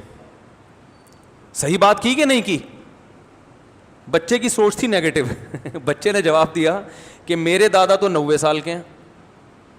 تو اس نے کہا کہ کیا وہ سگریٹ پیتے ہیں؟ انہوں نے کہا نہیں, وہ دوسروں کے کام میں ٹانگ نہیں اڑاتے ہیں. ٹھیک ہے. کوئی اگر سگریٹ پیتا تھا تو اس کو پینے دیتے تھے. دیکھو دلیل ہر ایک کے پاس ہوتی ہے. اس بچے نے چپ کرا دیا نا کہ بھئی آپ میری عمر کم ہونا ہو, آپ کی بہرحال کم ہوگی کیونکہ آپ دوسروں کے کام میں کیا کر رہے ہیں, ٹانگ اڑا رہے ہیں. دلیل تو دے دی, مگر یہ دلیل صحیح ہے غلط دلیل ہے. تو بولنا ہر ایک کو آتا ہے میرے بھائی, ہر آدمی کچھ نہ کچھ مارکیٹ میں پھینک رہا ہے. یہ فرض کر دیکھنا پڑے گا صحیح کون بول رہا ہے اور غلط کون بول رہا ہے. تو دلائل ہر ایک کے پاس ہوتے ہیں. تو میں یہ عرض کر رہا تھا, اس کو لوگوں نے بتایا کہ سیلاب آ رہا ہے. بالآخر جب اس کو یقین ہو گیا نا تو آ رہا ہے, تو کہنے لگا کون بچائے گا؟ اللہ بچائے گا. سیلاب آ گیا جی, لوگ بھاگ رہے ہیں. جو بڑے مضبوط ایمان والے تھے اب وہ بھی پتلی گلی سے نکلنا شروع ہو گئے. اس نے کہا اصل تو ایمان کا امتحان اب شروع ہوا ہے. ٹھیک ہے نا. جب سیلاب کو اپنی آنکھوں سے دیکھ لیا, لوگوں نے کہا بھائی بھاگ جا. اس نے کہا بچانے والی ذات اللہ کی ہے, نہیں بھاگوں گا, اللہ بچائے گا. بالآخر جب سیلاب نے اس کے گھر کو بھی گھیر لیا, اب پانی میں تیرنے لگا, تو حکومت نے کشتیاں بھیجیں کہ جو ابھی بھی پانی میں ہیں وہ کشتی میں بیٹھ جائیں. اب گورنمنٹ کی طرف سے اعلانات ہو رہے ہیں بھائی جو رہ گئی ہیں کشتی میں آ جائیں. وہ کہہ رہے نہیں, بچانے والا کون ہے؟ بولتے کیوں نہیں, کیا ہو گیا؟ مجھے تو آپ لوگ بھی اسی کیٹیگری کے لگ رہے ہو. بچانے والا کون ہے؟ اللہ ہے. اچھا بھائی, کشتی آ گئی, نہیں بیٹھا. جب پانی بہت اوپر چلا گیا تو اب آخری حربے کے طور پہ حکومت نے ہیلی کاپٹر بھیجے, سیڑھیاں پھینکی کہ بھائی اب بھی جو رہ گئے نا سیڑھیوں سے لٹک جائیں. اس نے کہا اصل امتحان تو اب شروع ہوا ہے, نہ ہیلی کاپٹر پہ اعتماد نہیں کروں گا. بچانے والا کون ہے؟ اللہ. بالآخر یہ کہتے کہتے انا للہ ہو گیا. کسی نے کہتے ہیں خواب میں دیکھا. کیا ہوا؟ کہتے ہیں میں نے, اس بندے نے کہا یار میں نے اللہ سے شکایت کی مرنے کے بعد, اے اللہ اتنا میں نے تیرے پر اعتماد کیا, تو نے میرے توکل کی ذرا بھی لاج نہیں رکھی. تو اللہ میاں نے جواب میں اس سے کہا کمبخت, میں نے تیرے لیے پہلے اناؤنس کروایا کہ طوفان آ رہا ہے, حکومت کے ذریعے اعلان کروایا, ورنہ بہت جگہ پر سیلاب آتا ہے پبلک کو پتہ نہیں چلتا, اسی لیے کروایا تاکہ تو احتیاط کر بھاگ جائے یہاں سے, لیکن تو نہیں بھاگا. پھر میں نے سیلاب تجھے اپنی آنکھوں سے دکھا دیا تاکہ تو بھاگ جائے, کمبخت تو پھر بھی نہیں بھاگا. پھر میں نے کہا میرا بندہ مجھ پہ اعتماد کر رہا ہے, چلو کشتیاں بھیجو اس کے لیے شاید اب بچ جائے. میں نے کشتیاں بھیجی تو کشتی میں بھی سوار نہیں. ہونا یہ چاہیے تھا تجھے اسی وقت مار دیا جاتا, لیکن میں نے کہا میرا بندہ ہے, اب اس کے لیے ہیلی کاپٹر بھیجتا ہوں میں. ہیلی کاپٹر بھیجے تو اس پہ بھی سوار نہیں ہو, تو نے مرنے کی, تو پہ تو خودکشی کا کیس ڈلے گا. بالکل یہی حال ہو رہا ہے کورونا کے ساتھ. چائنا سے شروع ہوا, ہمیں اسی وقت محتاط ہو جانا چاہیے تھا. اللہ نے کہا تم مسلمان ہو, کلمہ گو ہو, کافروں سے شروع کیا ہے, تم احتیاط کر لو, وہ غلطیاں نہ کرو جو انہوں نے کی ہیں. ہم نے کہا بچانے والا کون ہے؟ اللہ ہے. کچھ نہیں ہوتا وہ. پھر حدیثیں بھی ہم خود ہی سنانا شروع ہوا, ان حدیثوں پر بھی میں ابھی آتا ہوں جس سے مس گائیڈ کیا جا رہا ہے. اور صحابہ نے تو کچھ نہیں کیا تھا, صحابہ نے تو کہیں طاعون صحابہ کے دور میں پھیلا, انہوں نے تو کوئی احتیاط نہیں کی. میں بتاتا ہوں صحابہ نے کتنی احتیاطیں کی ہیں, ابھی بتاتا ہوں میں. یہ سب مسجدوں کو بند کرنے کی سازشیں ہیں, یہ سب ایک سازش ہے. اصل میں پوری دنیا کو ڈیجیٹل کیا جا رہا ہے, آن لائن ٹریڈنگ کو پروموٹ کیا جا رہا ہے. اصل میں دکانوں والوں کی روزگار کو کیا کیا جا رہا ہے؟ بند کیا جا رہا ہے. اصل میں ایجوکیشن میں ہمیں پیچھے دھکیلا جا رہا ہے. ارے کمبختوں, کیا خدا کی طرف سے بیماری نہیں دنیا میں آ سکتی؟ یہ فرض کر کے کیوں بیٹھ گئے ہو کہ اللہ بیمار نہیں کر سکتا لوگوں کو؟ اللہ نے موقع دیا سنبھلنے کا, بھائی چائنا سے عبرت حاصل کرو. ہم نے کہا نا نا نا, امریکہ کی سازش ہے, اللہ نے امریکہ کو مبتلا کر دیا. اب مان لینا چاہیے تھا, نہیں بھائی امریکہ تو خود بھگت رہا ہے. اب کسی اور کی سازش ہو گئی. اٹلی کے حالات دیکھ لیے, سب کچھ ہو گیا. اللہ نے اتنا ہمیں ایران کا حشر دیکھ لیا, ایران میں مذہبی اجتماعات ہوئے بڑے بڑے, انہوں نے احتیاطیں نہیں کی, کتنی مصیبت آئی وہاں پہ. ہم نے کہا نہیں, اللہ بچانے والا ہے, ہم مسلمان ہیں, ہمارا امیونٹی سسٹم بہت اسٹرانگ ہے. اب آخری بات پتہ ہے کیا رہ گئی ہے؟ ہم پاکستانیوں کو بیماری نہیں ہو سکتی, یہ آخری حربہ رہ گیا ہے.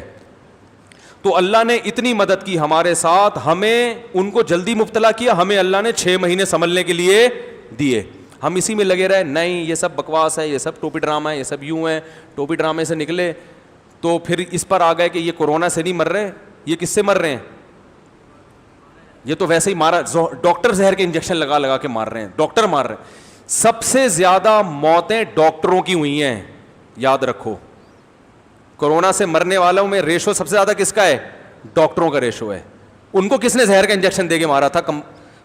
عجیب مصیبت. یعنی آدمی ظاہر ہے پھر جذباتی ہوتا ہے نا, سارا دن لوگوں سے بحث کر کے. مجھے کسی نے کہا ان کو چھوڑ دو بھائی اپنے حال پہ, خود بدنامی کے علاوہ آپ کو مفتی صاحب کچھ بھی نہیں ملے گا. تو اب میں ذرا آتا ہوں صحابہ کی. ایک تو یہ بھی کہا جا رہا ہے کہ اتنے لوگ تو روزانہ دنیا میں ویسے ہی مر جاتے ہیں, اتنے تو موٹر سائیکل سے مر جاتے ہیں, اتنے تو ڈینگی سے مر جاتے ہیں, اتنے تو فلاں سے مر جاتے ہیں. اس کا جواب سنو خوب اچھی طرح. سوال سمجھ میں آیا؟ بھئی یہ اتنی خطرناک چیز ہوتی تو اتنے لوگ تو ویسے ہی دنیا میں فلاں بیماری سے مر جاتے ہیں. یہ بات ذہن میں رکھیں.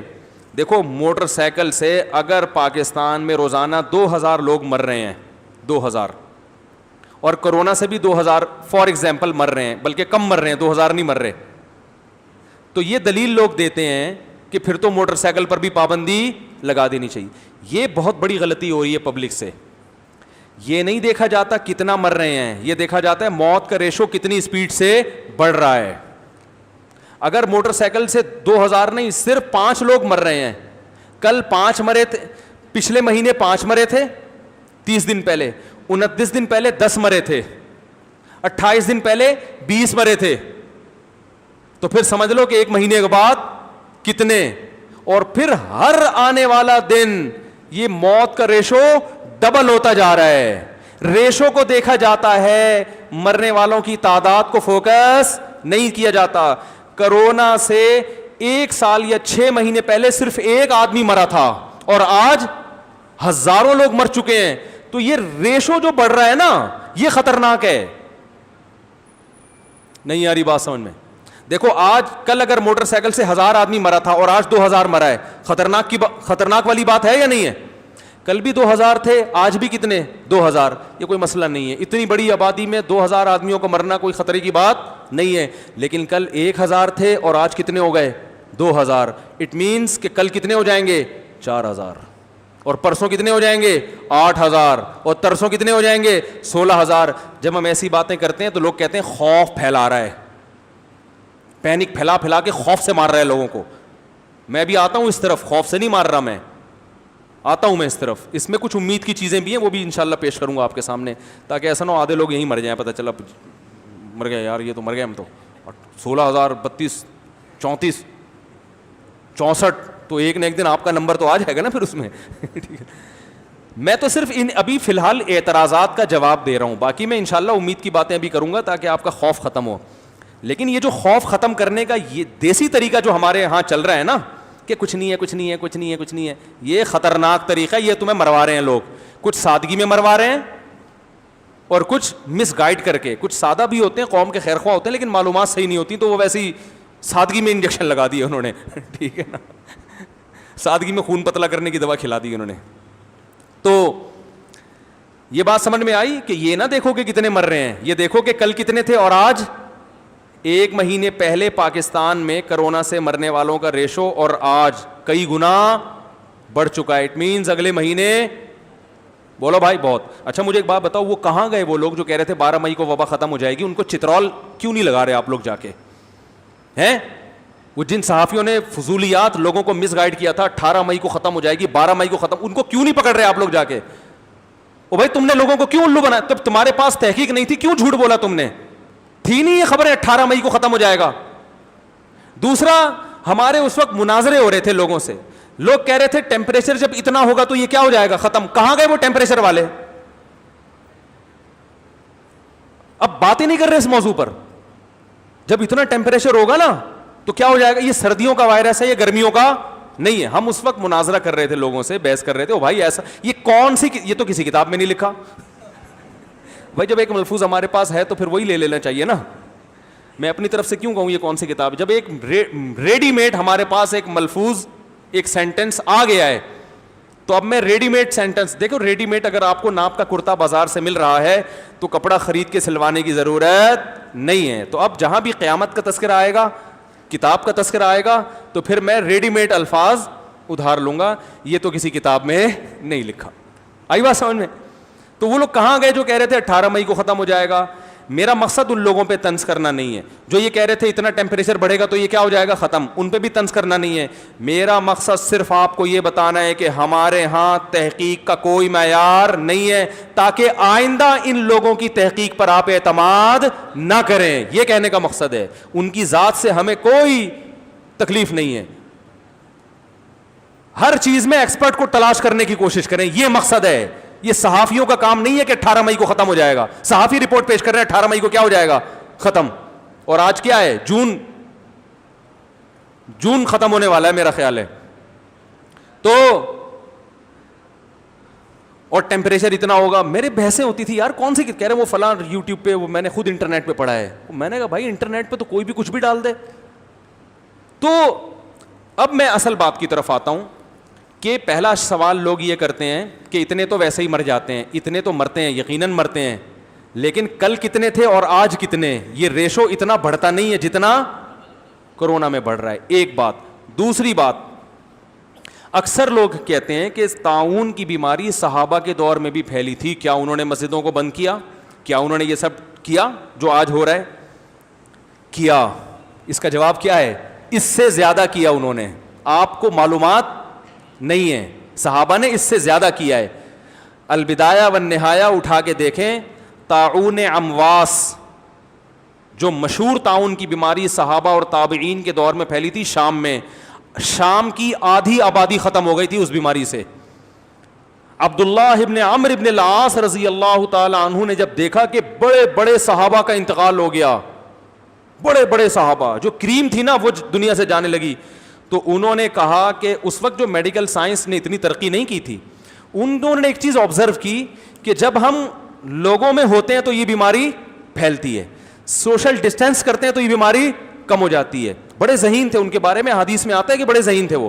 انہوں نے صحابہ کو حکم دیا کہ شہر کی آبادی سے نکل جاؤ. صحابہ اور تابعین کو حکم دیا, یہ دیکھو یہ بھی نکل رہے ہیں, صحیح ہے نا. صحابہ کو حکم کیا دیا, شہر کی آبادی سے. تو صحابہ کرام شام کے اطراف میں چلے گئے. وہ علاقہ چھوڑ کے بھاگنا تو جائز نہیں ہے, لیکن اس جگہ چلے گئے پہاڑوں اور بیابانوں کی طرف, اور سب ایک دوسرے سے کیا ہو گئے, دور. ہم اتنی احتیاط کا آپ کو بولو بھائی نہیں کہہ رہے, اور اس پر ہمیں تانے دیے جا رہے ہیں بھائی. اس پر ہمیں تانے دیے جا رہے ہیں کہ صحابہ نے تو اتنی احتیاطیں نہیں کی, صحابہ نے اس سے زیادہ احتیاط کی ہے. یہ بالکل صحیح سند سے واقعہ ہے. اور حضرت عمر کو جب پتا چلا تو حضرت عمر نے بھی ان کے فیصلے کی تصویب کی ہے, صحیح قرار دیا اس فیصلے کو. لوگ کہتے ہیں حضرت عمر کے دور میں طاعون پھیلا تھا, انہوں نے کیا کیا؟ تو جب ساری آبادی بکھر گئی ہے, بالکل ایک دوسرے سے دور ہو گئے, کیونکہ شہر کے اندر اس طرح سے رہنا ان کے لیے مشکل تھا, تو اللہ پھر تاریخ میں لکھا ہے کہ اللہ نے اس وبا کو مسلمانوں سے دور کر دیا. مجھے بتاؤ صحابہ کے امیون سسٹم بہت اسٹرانگ تھا یا نہیں تھا؟ لیکن آدھے 50,000 تو ٹوٹل آبادی تھی, 25,000 کا انتقال ہو گیا تھا. نہیں آ رہی بات. اور وہ ہم سے زیادہ نیک تھے. ہم کہہ رہے ہم تو تہجد پڑھتے ہیں, ہم تو نیک ہیں, ہم تو نماز پڑھتے ہیں, ہم تو وضو میں ناک میں پانی ڈال کے سارے وائرس کیا کر دیتے ہیں, باہر نکال دیتے ہیں. بھائی پاگلوں والی باتیں نہ کرو یار, اللہ کا بندے, کچھ تو عقل کے ہوش کے ناخن لو, کچھ کامن سینس کی باتیں کر لیا کرو. ایک اور مثال دوں صحابہ مسلمانوں کی, وہ صحابہ کی نہیں ہے لیکن ہم سے اچھے مسلمانوں کی. قرطبہ میں طاعون کی بیماری پھیلی تھی 5ویں یا 6ٹھی صدی ہجری میں. علامہ ابن حجر رحمۃ اللہ علیہ نے لکھا ہے یہ, وہ فرماتے ہیں طاعون کی بیماری پھیلی, جب لوگ جنازے اٹھنا شروع ہوئے تو جذباتی جو مولانا ٹائپ کے لوگ ہیں نا, انہوں نے کیا کیا, بجائے احتیاط کرنے کے انہوں نے لوگوں کو کہا کہ میدانوں میں نکلو, اجتماعی دعا ہوگی. حالانکہ اجتماع وبا میں زہر قاتل ہے.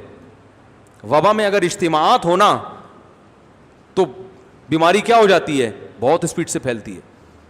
علامہ ابن حجر رحمہ اللہ نے لکھا کہ اللہ نے اجتماعی دعا کا حکم یا اجتماع کرنے کا حکم نماز استسقاء میں تو کہا ہے کہ جب بارش نہ ہو رہی ہو.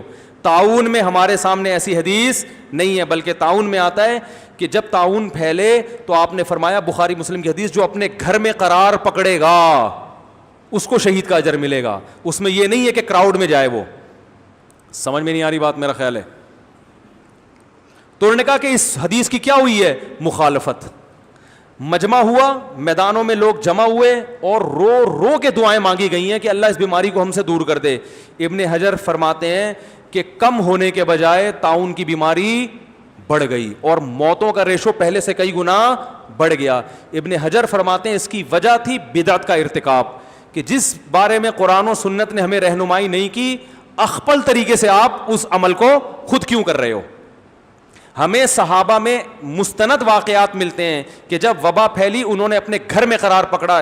مشہور صحابی ہیں, نام اس وقت ذہن سے نکل گیا, وہ طاعون کی جب وبا پھیلی ہے نا, اپنے گھر میں بند ہو گئے تھے. وہ آئسولیٹ ہونا جسے کہتے ہیں, اور اتنی عبادت کرتے تھے. ان کی بیوی, ان کی زوجہ بیان کرتی ہیں کہ ان کے پاؤں سوج جایا کرتے تھے, اور وہ فرمایا کرتے تھے کہ یہ وبا کا زمانہ ہے, اس میں اللہ نے ہمیں فرصت دی ہے, اس فرصت سے فائدہ اٹھاؤ, کیا کرو, عبادت. تو انہوں نے تو یہ اعلان نہیں کیا کہ لوگوں سب جھپیاں پا کے آپس میں کیا کرو, ملو, یہ کرونا ورونا کچھ نہیں ہے اور یہ طاعون واؤن کچھ نہیں ہے, جھپیاں پاؤ, مرنا ہوگا ایک دن, موت کا متعین ہے, مریں گے تو مریں گے, جئیں گے تو جئیں گے. جو کچھ ہوتا ہے کس سے ہوتا ہے, اللہ سے ہوتا ہے. نہیں یاری سمجھ میں, تو جو مرضی کرنا ہے کرو بھائی. میں بھی تھک گیا ہوں بول بول کے. اللہ کے بندو, ایک آدمی کا ایک حد تک حوصلہ ہوتا ہے بولنے کا. تو نہ آپ کے پاس صحابہ کا عمل ہے اور نہ آپ کے پاس میڈیکل سائنس ہے, پھینک رہے ہیں بیٹھ کے. تو آخری بات, بہت سی ویڈیوز آ رہی ہیں جن میں لوگ یہ ویڈیو بنا رہے ہیں کہ ہم نے بہت احتیاط کی تھی, ہمیں پھر بھی ہو گیا, فلاں نے بالکل بھی احتیاط نہیں کی تھی, اسے پھر بھی نہیں ہوا. یہ بالکل ایسے ہی ہے جیسے فلاں تو گٹکا کھاتا ہے, اسے منہ کا کینسر نہیں ہوا, لیکن فلاں نہیں کھاتا پھر بھی منہ کا کینسر بولو بھائی ہو گیا. ارے بھائی, جب ایک چیز تواتر کے ساتھ ثابت ہو گئی کہ یہ بیماری ایک دوسرے سے پھیل رہی ہے, تو اس کا مطلب اگر کسی نے اپنے آپ کو آئسولیٹ کیا ہوا ہے پھر بھی ہو گیا, تو ایسے کیسز کم ہیں.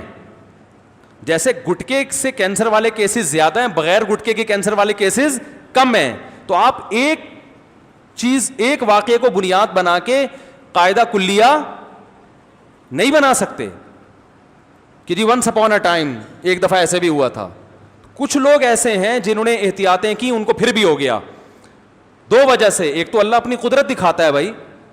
یہ جو حدیث میں آتا ہے نا, لا ادوا ولا طیرا, بیماری پھیلتی نہیں ہے, اس کا مطلب, صحیح مطلب یہی ہے کہ پھیلتی ہے تو اللہ کے حکم سے. تو اللہ بعض دفعہ اپنی قدرت دکھاتا ہے کہ بھائی فلاں نے بہت احتیاط کی تھی پھر بھی ہو گیا اس کو, اور فلاں نے بالکل بھی احتیاط نہیں کی پھر بھی نہیں ہوا. ایسا ہوتا ہے, ہو رہا ہے, کیونکہ اللہ پہلے بتاتا ہے پہلے میں ہوں باقی چیزیں بعد میں, تاکہ تم نظر کس پہ رکھو, اللہ پر. لیکن ایسا کم ہوتا ہے. دیکھو عیسیٰ علیہ بغیر باپ کے اللہ نے حضرت عیسیٰ کو پیدا کیا کہ نہیں کیا؟ اب کوئی ایسا بھی تو دنیا میں ہوا, ایک آدمی شادی نہیں کر رہا, کہہ رہے مجھے اولاد چاہیے, یہ خاتون کہہ رہی ہے میں شادی نہیں کروں گی مجھے اولاد چاہیے. اب کہہ رہے ہیں بھائی جان کا مطلب بہن آپ شادی کریں تو آپ کی اولاد ہوگی. کہیں بھائی عیسیٰ علیہ السلام کی اماں کو تو بغیر میاں کے اولاد مل گئی تھی, لہذا جب اللہ ان کو بغیر میاں کے اولاد دے سکتا ہے تو مجھے کیوں نہیں؟ تو بھائی ایک آپشنل ایک کیس ہے کہ اللہ اپنی قدرت اپنا ہونا ثابت کرتا ہے کہ ابراہیم کو آگ میں پھینکا گیا نہیں جلے. تو ایسے ہو سکتا ہے کہ بھائی آپ نے پوری احتیاطیں کی پھر بھی آپ کو ہو گیا, اور فلاں نے بالکل بھی احتیاط نہیں کی پھر بھی اس کو نہیں ہوا. اس کا یہ مطلب نہیں ہوتا کہ جو میڈیکل سائنس کے اصول ہیں وہ غلط ہیں, اصول کو فالو کرنا ہے ہم نے. اگر آپ کو بچہ چاہیے تو عیسیٰ علیہ السلام کے معجزے کو نہیں دیکھنا, آپ کو شادی بولو بھائی کرنی پڑے گی, اور صرف شادی کرنا بھی کافی نہیں ہے.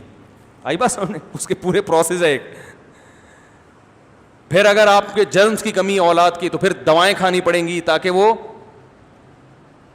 جرمز کو بڑھایا جا سکے. 10 قسم کی ٹینشنیں ہیں, ہزاروں مرحلے ہیں صبح کے ہنگام سے پہلے. ایک شاعر نے کہا ہے, دوسرا مشرا نہیں آتا مجھے, کہ صبح جب ہوتی ہے نا تو بڑے ہنگامے ہوتے ہیں, پہلے ستارے چھٹتے ہیں اور صبح صادق کی روشنی پھوٹتی ہے, پہلے لمبی روشنی پھر طویل روشنی پھر اس کے بعد جا کے کہیں صبح صادق ہوتی ہے.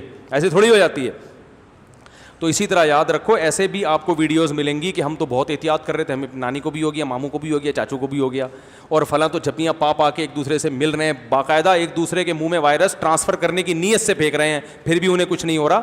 ایسے کچھ کیسز ہوتے ہیں, یہ اللہ کی قدرت کی دلیل ہوتے ہیں کہ نظر کس پہ رکھو بھائی, اللہ پہ. اس سے یہ ثابت نہیں ہوتا کہ آپ احتیاط کرنا چھوڑ دیں, صحیح ہے نا. اس کی سب سے بڑی دلیل یہ ہے کہ زیادہ تر یہ وائرس ڈاکٹروں کو ہوا ہے, کیونکہ ڈاکٹر سب سے زیادہ اس سے متاثر ہوتے ہیں. اگر یہ وائرس ایک دوسرے سے نہ لگ رہا ہوتا تو سب سے کم کیسز ڈاکٹروں کے ہوتے. ڈاکٹروں میں ہونا اس کی علامت ہے, کیونکہ ان کو ہسپتال جانا ہوتا ہے, مریضوں سے دن رات ملنا ہوتا ہے, تو زیادہ تر کیسز مبتلا کون ہو رہے ہیں اس میں؟ ڈاکٹر ہو رہے ہیں. موتیں بھی ڈاکٹروں کی ہوئی ہیں. تو اس لیے بھائی بہت مشکل ہے.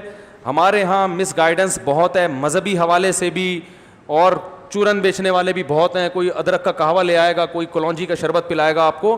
یہ سب چیزیں آپ پئیں, ادرک سے ویسے ایک مفید چیز ہے, فائدہ ہوتا ہے, لیکن ان چیزوں کی وجہ سے احتیاط. ادرک کا قہوہ پینا چاہیے, اس سے بڑا فائدہ ہوتا ہے, بہت زبردست چیز ہے, لیکن اتنی زبردست چیز ہے کہ اب آپ احتیاط کرنا چھوڑ دیں, ادرک کے قہوے پیا کریں ملا کے. اتنا فری کرانے کی ادرک کو ضرورت بھائی. اگر یہ ہوتا نا تو ڈونلڈ ٹرمپ سارے ادرک دنیا سے امپورٹ کر لیتا. جیسے پیٹرول کے ذخیرے کر لیے نا انہوں نے, تو وہ ادرک کے ذخیرے کر لیں. سنا مکھی سے موشن لگ رہے ہیں لوگوں کو, وہ مکھی ہے کیا نام ہے. تو اس لیے بہت احتیاط کی ضرورت ہے. اور ہاں, اب ایک امید کی بات, آپ نے کہا تھا نا اتنا ڈرا دیا, کچھ امید بھی دلاؤ نا. امید کی بات یہ ہے, امید کی بات سننے کے لیے تیار ہیں بھائی؟ تھک گئے میرا خیال ہے. امید کی بات یہ ہے کہ زیادہ سے زیادہ مر جائیں گے نا یہی ہوگا نا. کیا خیال ہے بھائی؟ تو کیا ہو گیا, بعد میں نہیں مریں گے بھائی. احتیاط کریں, کیونکہ کس کا حکم ہے؟ اللہ کا. پھر بھی اگر ہو گیا کوئی بات نہیں بھائی. صحابہ کرام تعاون میں احتیاط کی انہوں نے, پھر بھی ہو گیا تو انہوں نے خوشی کا اظہار کیا کہ تعاون سے مرنے والا کیا ہے بھائی؟ شہید. تو علماء کہتے ہیں وباؤں سے مرنے والا بھی کیا ہے؟ شہید ہے. کوئی بات نہیں, مر گئے تو مر گئے. یہ ہے اصل, یہ گورے کے پاس نہیں ہے. وہ وہمی ہو جاتے ہیں, ڈپریشن میں پہلے ہی مر جاتے ہیں. ہم یہ پہلے سے تیار ہیں یار, احتیاط کریں گے. بچانے والا کون ہے؟ اللہ. اس نے بچانا ہوگا بچا لے گا, نہیں بچانا ہوگا تو مار دے گا نا. تو وہ تو ٹرک کے نیچے لا کے بھی مار سکتا ہے. کیا خیال ہے بھائی؟ کورونا سے نہیں مرا تو ٹرک کے نیچے آ کے مر گیا, بائک کو لٹ گئی مر گیا. فائرنگ ہو رہی تھی ہوائی, لگ کس کے گئی؟ آپ کے لگ گئی, مر گیا. 10 طریقے مرنے کے. تو مرنا تو ہے, یہ تو قدرت کی طرف سے چھانٹی ہوتی ہے. قدرت مارتی ہے لوگوں, چلو بھائی جو بھی واجب الاکسپائر ہیں وہ پہلے نکلیں, ٹھیک ہے نا. بیماریاں ختم ہوتی ہیں, اس سے یہ جھاڑو لگتی ہے قدرت کی طرف سے. تو زیادہ سے زیادہ مر جائیں گے اور کیا ہوگا. بچنا ہوگا تو بچ جائیں گے, مرنا ہوگا تو مر جائیں گے, تو ٹینشن لینے کا نہیں ہے. یہ امید کی بات ہے. آپ کہیں یہ ڈرا رہا ہے, امید دلا رہا ہے, ڈرا رہا ہے. تو ہم تو بھائی ایسے ہی امید دلاتے ہیں, بلا وجہ کی فضول قسم کی باتیں کر کے ہم سے امیدیں نہ رکھیں آپ. یہ بہت اسپیڈ سے پھیل رہا ہے اور مزید پھیلے گا. اللہ ہم سب کی حفاظت کرے. اللہ اپنی قدرت سے دور بھی کر سکتا ہے. دیکھو طاعون میں نبی نے امید کی بات کیا کی ہے. ہمارے پاس طاعون کی بیماری وبا ہے نا, جو حدیث میں ملتی ہے. آپ صلی اللہ علیہ وسلم نے فرمایا, حضرت عائشہ نے پوچھا, بخاری کی حدیث ہے, یا رسول اللہ یہ طاعون کیا ہے؟ تو آپ نے اس طرح سے امید نہیں دلائی کہ طاعون کچھ بھی نہیں ہے, لوگوں کو مت ڈراؤ عائشہ, لوگوں کو مت ڈراؤ, کوئی طاعون سے مرتا ورتا نہیں ہے, موت تو ایک دن مقرر ہے, مریں گے تو جب مرنا ہوگا مر جائیں گے. ایسی امیدیں نہیں دیں. ہمارے یہاں کورونا سے جو لوگ کہہ رہے ہیں پینک نہ پھیلاؤ, تو ان کا اسٹائل پتہ ہے کیا ہے؟ کچھ بھی نہیں ہے, صحیح ہے نا, اتنے تو موٹر سائیکلوں سے مر جاتے ہیں. یہ نبوی انداز بولو بھائی نہیں ہے, یہ گراؤنڈ ریئلٹی کا انکار ہے. نبی سے امی عائشہ نے پوچھا, یا رسول اللہ طاعون کیا ہے؟ آپ نے فرمایا عذاب, ایک عذاب ہے, یبعثہ اللہ علی من یشاء من عبادہ, جس پر چاہتا ہے اللہ مسلط کر دیتا ہے. تو عذاب اسی سے نا کہ موتیں پھر دھڑا دھڑ ہوتی ہیں. تو کرونا بھی کیا ہے میرے بھائی؟ عذاب ہے, جس پر چاہتا ہے اللہ مسلط. اللہ نے پوری دنیا پہ مسلط کر دیا. یہ گناہوں کی وجہ سے, حرکتوں کی وجہ سے, بہت ساری وجوہات ہوتی ہیں. امید کی بات کیا؟ اگلے جملے میں آپ نے مسلمانوں کو امید دلائی, فرمایا ثم یجعلہ رحمۃ للمؤمنین, اسی عذاب کو اللہ ایمان والوں کے لیے رحمت بنا دیتا ہے. کیسے رحمت بناتا ہے؟ کیا اس طرح بناتا ہے کہ انہیں مرنے نہیں دیتا؟ نا نا نا نا نا, یہ نہیں. پھر آگے الفاظ ہیں, فمن, جو شخص اپنے طاعون کے دنوں میں مکث فی بیتہ, اپنے گھر میں قرار پکڑے گا, صابرن, صبر کرتے ہوئے, محتسبن, اللہ سے ثواب کی امید, اس کے لیے شہید کا اجر ہے. کیا علمی نقطہ ہے حدیث میں. دیکھو آپ صلی اللہ علیہ وسلم تقدیر پر ایمان بھی سکھا رہے ہیں اور ساتھ ساتھ گھر میں باؤنڈ ہونے کا حکم بھی دے رہے ہیں. اب ہم ایک چیز تو لے رہے ہیں کہ یار جب موت مقدر ہوگی تو مر جائیں گے, لہذا گلے ملو ایک دوسرے سے, مرنا ہوگا تو مر جائیں گے. نبی کیا فرما رہے ہیں؟ مسلمان کے لیے یہ وبا رحمت بنتی ہے. جو کس طرح سے بنتی ہے؟ جو اپنے گھر میں قرار پکڑے گا, آئسولیٹ کرے گا اپنے آپ کو, اور یقین کر لے گا کہ جو مصیبت مقدر میں ہے وہ پہنچ کے رہے گی. کیا مطلب؟ گھر میں آئسولیٹ ہونے کے بعد بھی مرنا ہوگا تو مروں گا میں, پھر ٹینشن لینے کی ضرورت نہیں ہے. تو اس میں دونوں چیزیں بتائی جا رہی ہیں, احتیاط بھی کرنی ہے اور تقدیر پر ایمان, یعنی موت کے لیے تیار بھی رہنا ہے.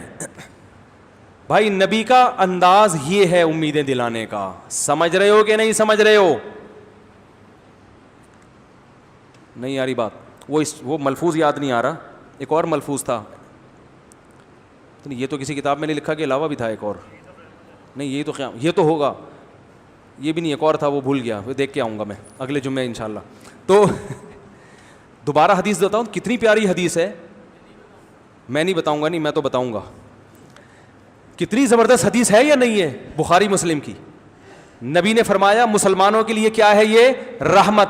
کیسے رحمت بنے گی؟ لوگ کہتے ہیں پینک نہ پھیلاؤ, تو نبی تو بتا رہے ہیں کہ مریں گے مسلمان بھی اس میں ہے بھائی. لیکن امید کا پہلو کیا ہے بھائی؟ جو مقدر میں ہے وہ ہو کے رہے گا, مریں گے. لیکن اگر مقدر میں ہوگا تو مریں گے, نہیں ہوگا تو نہیں مریں گے. لیکن نبی یہ بھی نہیں کہہ رہے کہ احتیاط نہیں کرنی. فرمایا جو اپنے گھر میں قرار پکڑے گا, قرار پکڑنے کے بعد اللہ پہ توکل کرے گا. کاش میرے پاس رینجرز ہوتی, پولیس ہوتی, آرمی ہوتی, 21 توپوں کے ذریعے آپ کو سمجھواتا میں بات کو. 21 توپوں کے ذریعے کوشش کرتا سمجھاؤں آپ کو بات. تو بھائی ہم جو بات کر رہے ہیں وہ قرآن سے بھی ہے, حدیث سے بھی ہے, اور میڈیکل سائنس سے بھی ہے. اور آپ جو باتیں کر رہے ہیں نہ آپ کے پاس قرآن و سنت. ایک حدیث ہے لا ادوا ولا طیرہ, کہ بیماری نہیں لگتی. دوسری حدیث کو رکھو تو پتہ چلتا ہے کہ نہ لگنے کا مطلب یہ کہ زمانے جاہلیت میں لوگوں کا عقیدہ تھا کہ اس میں اللہ کا دخل نہیں ہے. جب کسی سے ملو گے تو لازمی لگے گی, نہیں ملو گے تو بالکل بھی نہیں لگے گی, تو اس کی نفی کر دی ہے. بھائی بعض دفعہ احتیاط کرو گے پھر بھی لگ جائے گی, بعض دفعہ احتیاط نہیں کرو گے پھر بھی نہیں لگے گی. یہ ارادہ کس کا ہوگا؟ اللہ کا. لیکن احتیاطی تدبیر کا نبی نے حکم دیا. بنو ثقیف قبیلہ باہر آیا مسجد سے, مسجد کے باہر بیٹھا ہوا تھا بیعت ہونے کے لیے. ان میں جزام کا مریض تھا. آپ نے ان کو مسجد میں داخل ہونے کی اجازت نہیں دی. آپ نے فرمایا یہیں سے ہم نے بیعت کر لیا. آج کسی امام میں دم ہے؟ لوگ آ رہے ہیں مجھ سے ملاقات کرنے کے لیے, میں کہتا ہوں میں ملاقات نہیں کروں گا, لوگ کہتے ہیں یہ دیکھو یہ ہے توکل, مفتی صاحب کو دیکھو ہو گیا, ڈر رہے ہیں, موت سے ڈر رہے ہیں. تو یہ پتہ نہیں نبی کے دور میں ہوتے تو کیا کرتے. آپ صلی اللہ, کتنی دور سے وہ قبیلہ آیا ہے. مجھے لوگ کہتے ہیں میں لانڈی سے آیا ہوں. او بھائی وہ قبیلہ لانڈی سے نہیں, شاید طائف سے آیا تھا, دوسرے شہر سے آیا تھا, صحیح ہے نا. کیا مسجد کے باہر روک دیا اس کو, جذام کا مریض ہے, اور فرمایا کہ ہم نے تمہیں یہیں سے بیعت, حالانکہ اصول یہ تھا بیعت کس طرح ہوتی تھی, ہاتھ میں ہاتھ دے کے. لوگ کہتے ہیں یہ بھی تو حدیث ہے کہ آپ نے جذام کے مریض کے ساتھ کھانا کھایا ہے بھائی, یہ بھی تو حدیث ہے, اس کو کیوں نہیں بتاتے. اس کا ایک الزامی جواب ہے, ایک تحقیقی. الزامی جواب یہ ہے کہ پھر آپ وہ والی نہیں بتا رہے تو ہم یہ والی نہیں بتا رہے. آپ بھی تو دونوں حدیثیں بتاؤ نا, آپ بھی تو ایک ہی کو فوکس کر رہے ہو. دوسری حدیث بھی ہے, اس کی وجہ یہ ہے کہ بسا اوقات اس کی ضرورت پڑتی ہے معاشرے میں, کہ جس کو وبائی بیماری پھیلی ہے اس کی تیمار داری کرنی پڑتی ہے. اگر سارے ہی اس سے دور بھاگ جائیں گے تو وہ تو بیچارہ پہلے ہی مر جائے گا.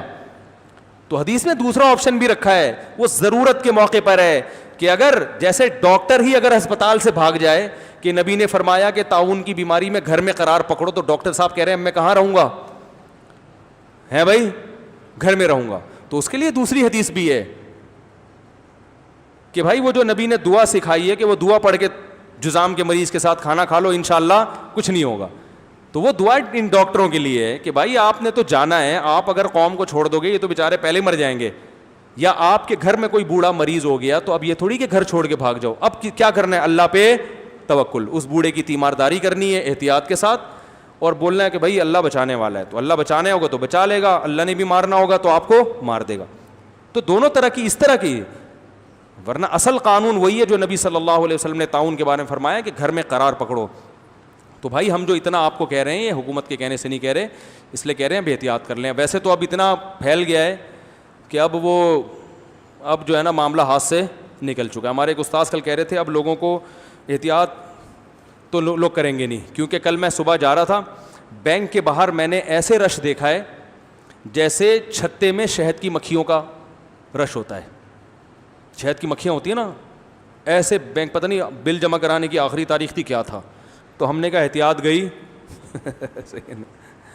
تو وہ جو کچھ ہونا تھا وہ تو ہو گیا. گورنمنٹ نے اس میں اپنی ذمہ داری پوری نہیں کی. ایک تو گورنمنٹ نے لوگوں کو صحیح گائیڈ نہیں کیا, دوسرا ہسپتالوں کا نظام اتنا خراب ہے, اتنا گندا ہے کہ جس نے نہیں مرنا ہوتا نا اس کو چاہیے کہ کہاں چلا جائے, ہسپتال چلا جائے.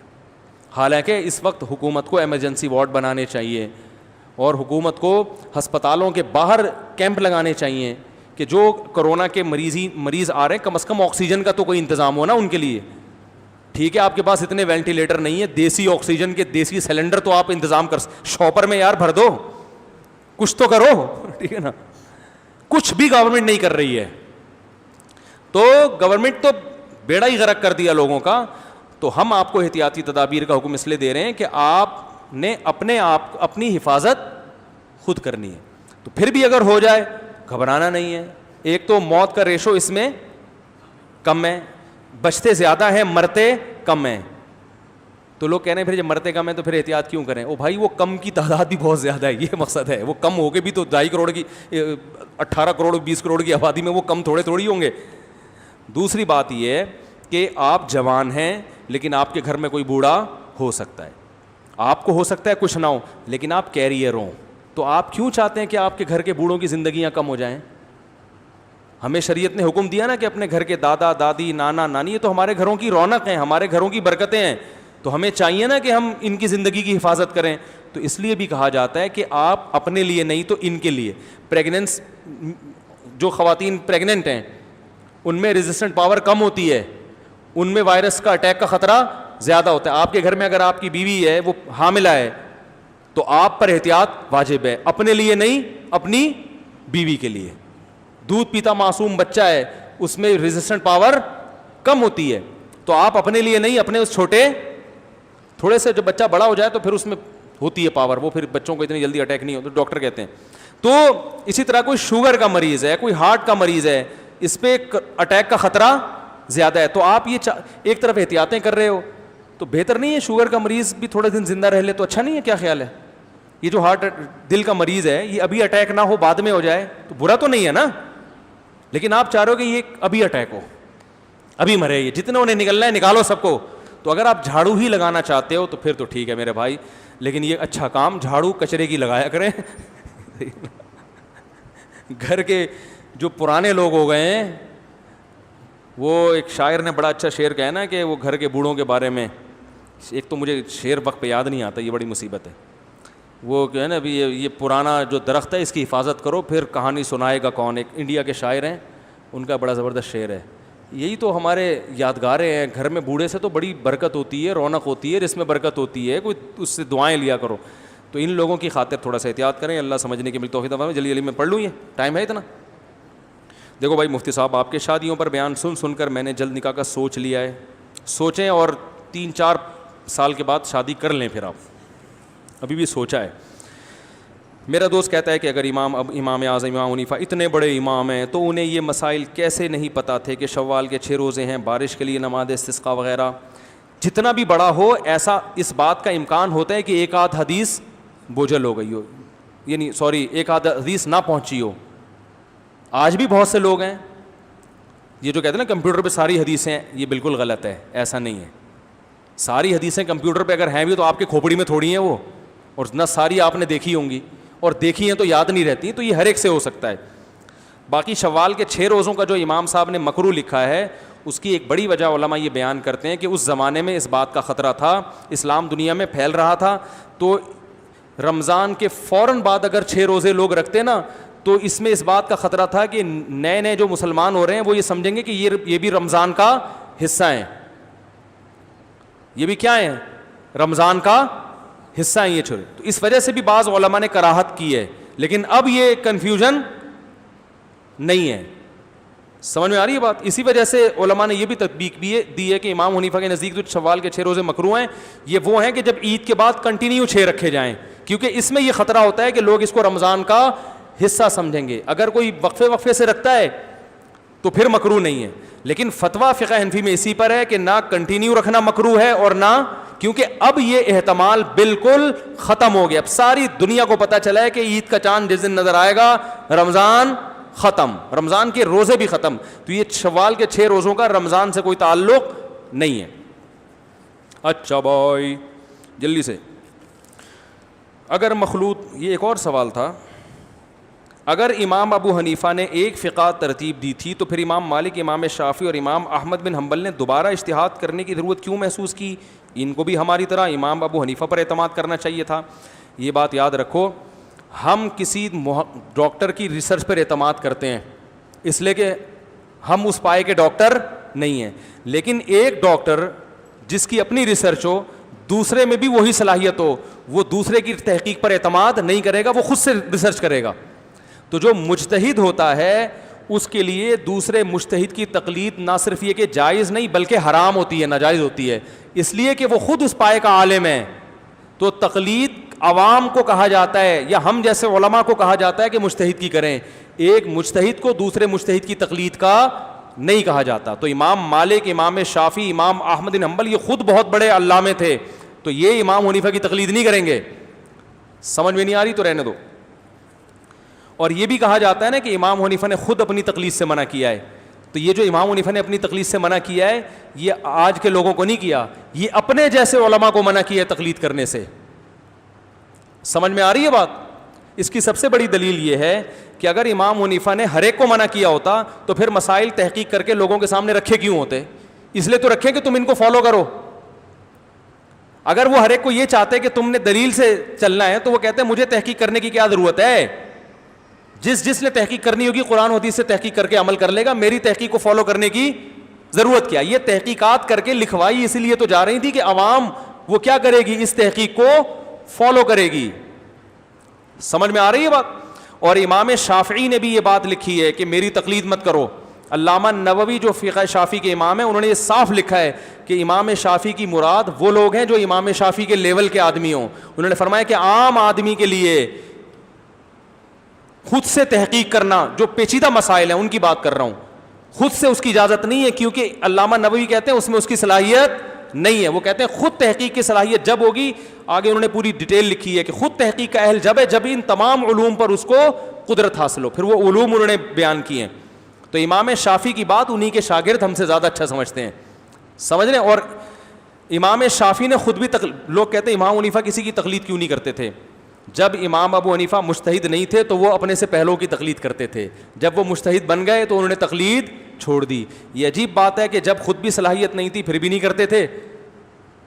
یہ تو امام حنیفہ ایسا تھوڑی کریں گے بھائی, جب خود صلاحیت پیدا ہو گئی پھر تقلید چھوڑ دی.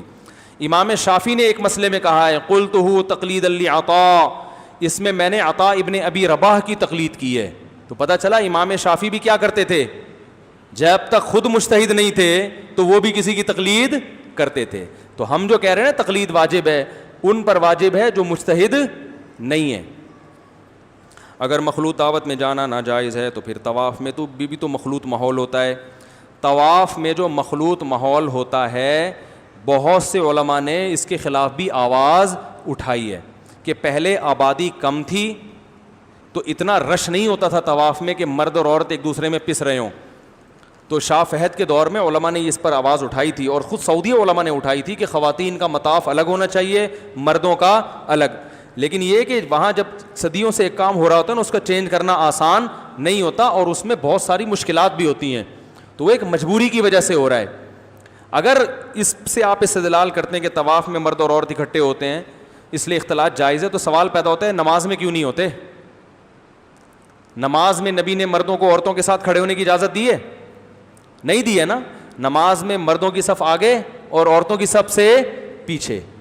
تو جب نماز میں مخلوط ماحول کی اجازت نہیں دی تو شادی بیاہ میں کہاں سے اجازت ہوگی؟ تو وہ طواف میں ایک مجبوری سے ہے کہ وہ ممکن نہیں ہے, اتنا کراؤڈ ہے, وہ کیسے روکیں گے؟ اور ویسے بھی طواف کا ایک وقار بھی ہوتا ہے نا, طواف کا ایک روحانی اثر بھی ہوتا ہے کہ وہاں اختلاط کے باوجود بھی گناہ کا خیال نہیں آتا. جبکہ شادی بیاہوں میں جو مخلوط ماحول ہوتا ہے وہاں تو جاتے ہی اس چکر میں بہت سے لوگ. ہاں نا, میتوں میں ہو رہا ہے. میں ایسی شادی جانتا ہوں جو میت پہ ہوئی ہے.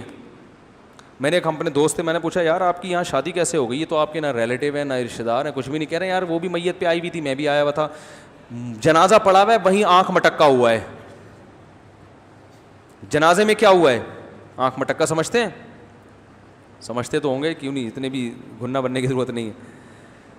جنازے پہ دونوں نے ایک دوسرے کو دیکھا ہے اور وہیں پھر آنکھ مٹکا ہوا, سیٹنگ ہوئی. انہوں نے کہا ابھی تو فی الحال رونے کا ٹائم ہے, رو لو, بعد میں ملتے ہیں. یعنی آنکھ مٹکا جو سیٹنگ ہوئی وہ جنازے سے ہوئی, تکمیل اس کی پھر کسی ویڈنگ میں ہوئی ہے, کسی شادی میں, پھر وہ تمیز سے, پھر وہ وہاں تو اتنا مسئلہ نہیں ہوتا. صحیح ہے نا. تو باقاعدہ بچے ہیں ماشاء اللہ, ہنسی خوشی زندگی گزار رہے ہیں. تو رات کو سورہ ملک پڑھنے کی کیا فضیلت ہے؟ عذاب قبر سے حفاظت ہوتی ہے. آج کل مردوں کا ہی ریزر عورتوں کے نام سے بازاروں میں بیچا جا رہا ہے, تو بس اس حوالے سے بتا دیں کیا وہ ریزر جس میں بلیڈ لگا ہوتا ہے عورتوں پر حرام ہے؟ حرام نہیں ہے بھائی, فضیلت کے خلاف ہے. ریزر بھی عورتیں استعمال کر سکتی ہیں. ایک بات آئی تھی ذہن میں, بہت اہم پوائنٹ کی بات تھی. ابھی میں نے کیا مسئلہ بیان کیا اس سے پہلے, یہ جو آپ کو پرچی, ابھی جو لاسٹ مسئلہ کیا بیان کر رہا تھا میں؟ ابے سورہ یعنی اس سے پہلے, ہاں مرد اور خواتین کا اختلاط پر بات کر رہا تھا نا. ایک اہم چیز آئی تھی دماغ میں, بالکل نکل گئی ہے, کاش دوبارہ آ جائے. اس سے دماغ میں بڑی ایک ٹینشن ہوتی ہے کہ ایک چیز بات آتے آتے سائڈوں سے نکل جائے. کدھر گئی؟ اگر کسی نے انشورنس پالیسی لی ہو اور وہ مکمل ہو گئی ہو تو اب اسے کیسے معلوم ہوا کہ یہ حرام ہے؟ اب جو اماؤنٹ اسے ملے گا اس میں سے کتنا لینا جائز ہوگا؟ جتنا اماؤنٹ آپ نے انشورنس کمپنی کو قسطوں کے نام پہ جمع کرایا ہے وہ سارا آپ کا ہے, وہ رکھ لیں. جو اضافی ہے وہ ثواب کی نیت کے بغیر صدقہ کر دیں. سمجھ گئے؟ پروفٹ حلال نہیں ہے, جو اصل راس المال ہے وہ کیا ہے؟ حلال ہے. سمجھ گئے؟ ایک بات ذہن میں آئی تھی, مارکیٹ سے ہی شارٹ ہو گئی, بالکل ہی شارٹ ہو گئی یار. بہت دماغ میں ایک بات آئی تھی, اللہ کرے دوبارہ آ جائے, چھوڑو نہیں آ رہی, کیا کریں. ہسپتالوں کے بارے میں تھی یا کس کے بارے میں تھی پتہ نہیں کیا تھی, نکل گئی. سبحانک اللہم و بحمدک نشہد ان لا الہ الا انت نستغفرک و نتوب. رات تک دماغ